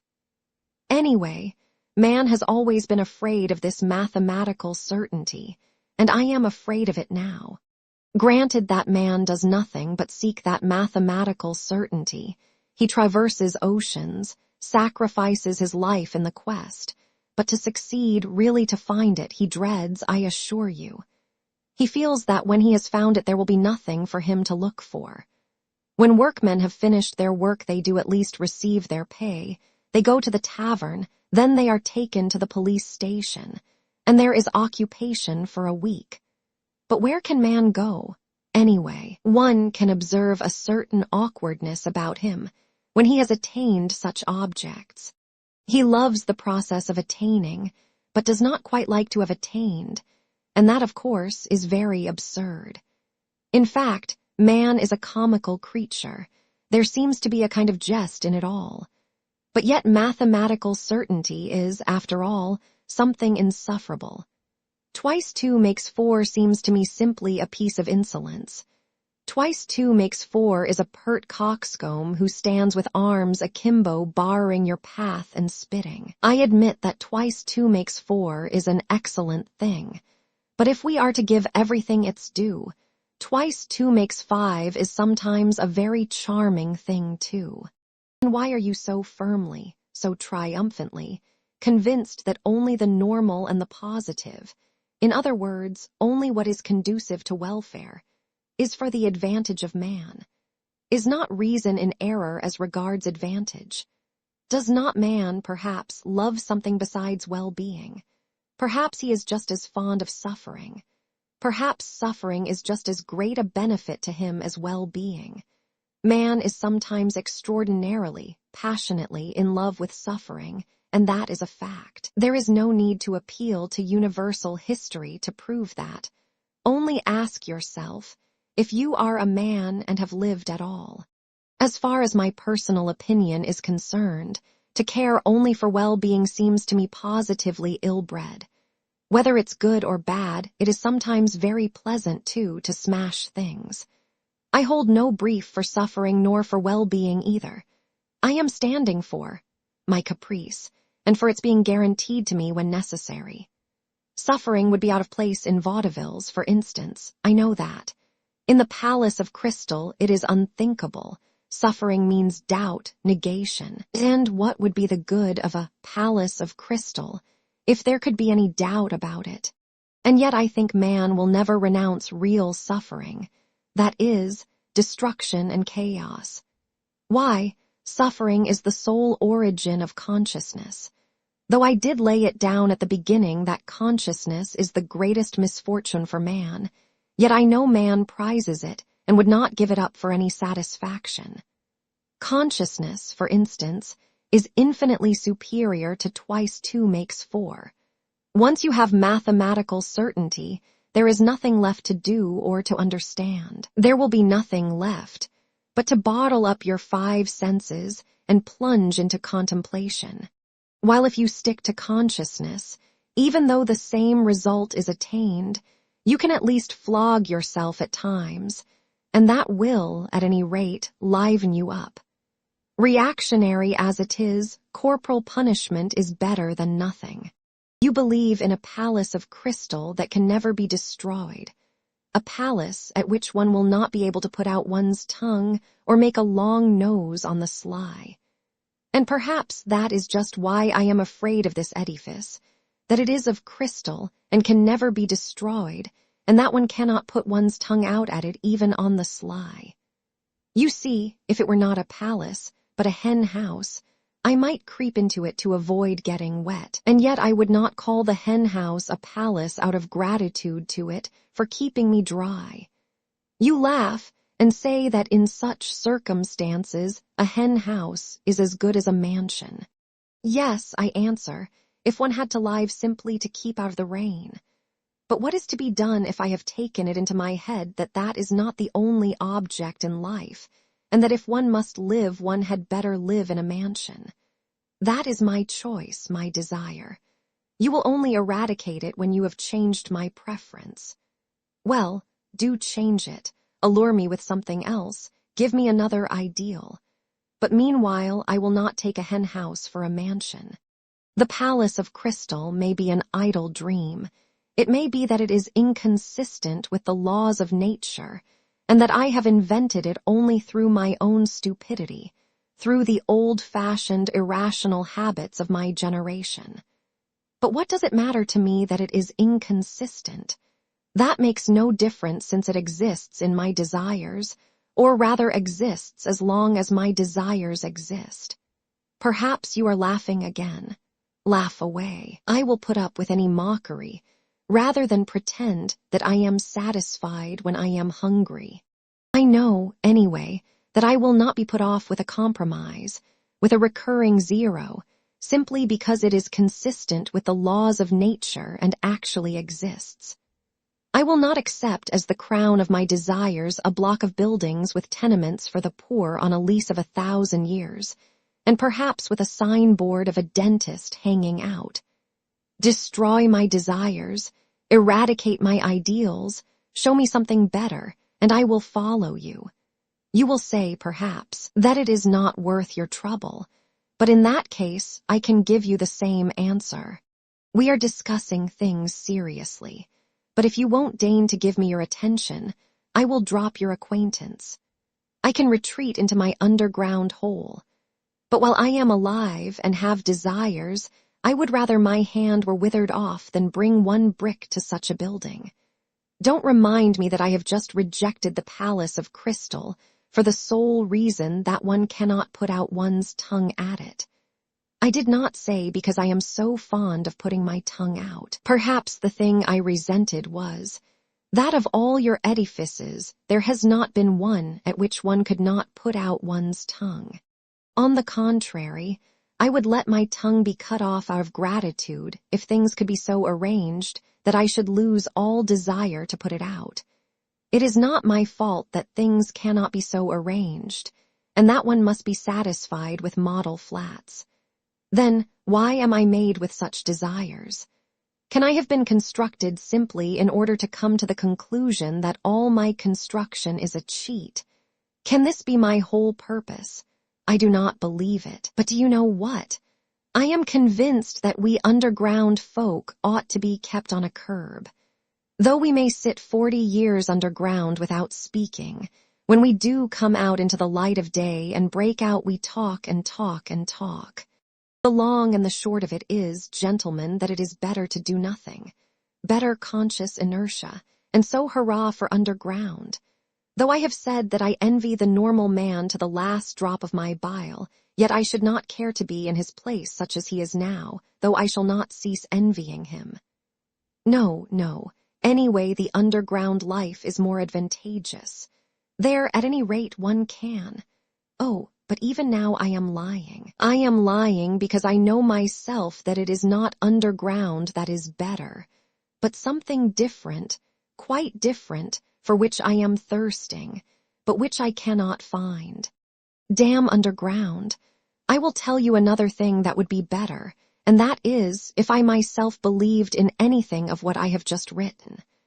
I swear to you, gentlemen, there is not one thing, not one word of what I have written that I really believe. That is, I believe it perhaps, but at the same time I feel and suspect that I am lying like a cobbler. Then why have you written all this? You will say to me, I ought to put you underground for 40 years without anything to do, and then come to you in your cellar, to find out what stage you have reached. How can a man be left with nothing to do for 40 years? Isn't that shameful? Isn't that humiliating? You will say, perhaps, wagging your heads contemptuously. You thirst for life and try to settle the problems of life by a logical tangle. And how persistent, how insolent are your sallies, and at the same time what a scare you are in. You talk nonsense and are pleased with it. You say impudent things and are in continual alarm and apologizing for them. You declare that you are afraid of nothing, and at the same time try to ingratiate yourself in our good opinion. You declare that you are gnashing your teeth, and at the same time you try to be witty so as to amuse us. You know that your witticisms are not witty, but you are evidently well satisfied with their literary value. You may, perhaps, have really suffered, but you have no respect for your own suffering. You may have sincerity, but you have no modesty. Out of the pettiest vanity you expose your sincerity to publicity and ignominy. You doubtlessly mean to say something, but hide your last word through fear, because you have not the resolution to utter it, and only have a cowardly impudence. You boast of consciousness, but you are not sure of your ground, for though your mind works, yet your heart is darkened and corrupt, and you cannot have a full, genuine consciousness without a pure heart. And how intrusive you are, how you insist and grimace. Lies, lies, lies. Of course I have myself made up all the things you say. That, too, is from underground. I have been for 40 years listening to you through a crack under the floor. I have invented them myself. There was nothing else I could invent. It is no wonder that I have learned it by heart, and it has taken a literary form. But can you really be so credulous as to think that I will print all this and give it to you to read too? And another problem. Why do I call you gentlemen? Why do I address you as though you really were my readers? Such confessions as I intend to make are never printed nor given to other people to read. Anyway, I am not strong-minded enough for that, and I don't see why I should be.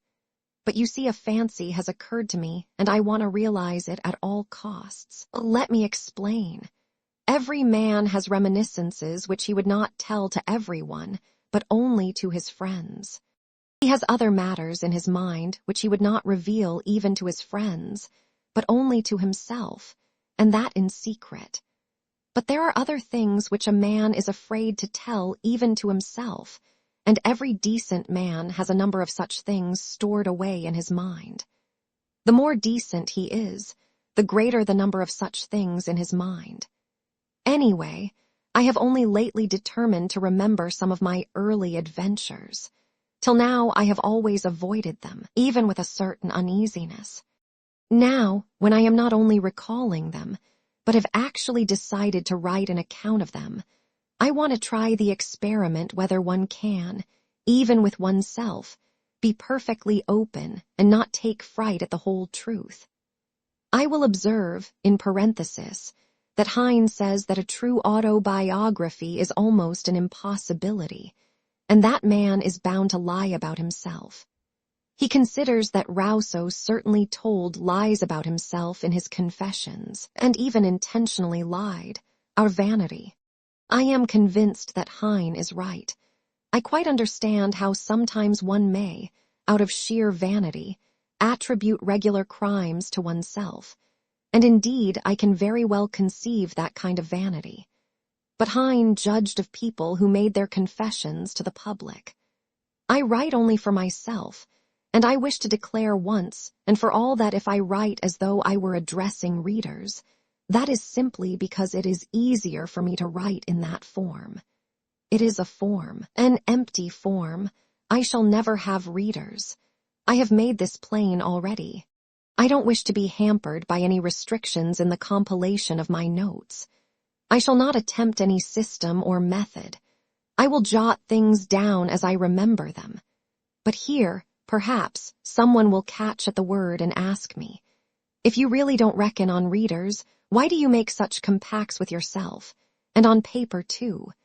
That is, that you won't attempt any system or method, that you jot things down as you remember them, and so on, and so on. Why are you explaining? Why do you apologize? Well, there it is, I answer. There is a whole psychology in all this, though. Perhaps it is simply that I am a coward, and perhaps that I purposely imagine an audience before me in order that I may be more dignified while I write. There are perhaps thousands of reasons. Again, what is my object precisely in writing? If it is not for the benefit of the public, why should I not simply recall these incidents in my own mind without putting them on paper?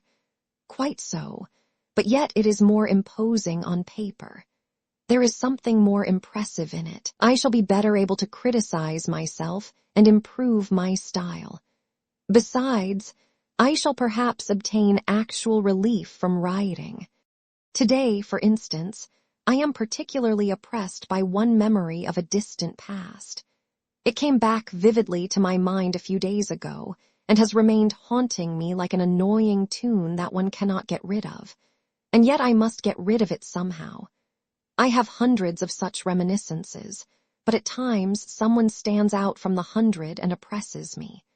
For some reason I believe that if I write it down I should get rid of it. Why not try? Besides, I am bored, and I never have anything to do. Writing will be a sort of work. They say work makes man kind-hearted and honest. Well, here is a chance for me anyway. Snow is falling today, yellow and dingy. It fell yesterday, too, and a few days ago. I fancy it is the wet snow that has reminded me of that incident which I cannot shake off now. And so let it be a story apropos of the falling snow.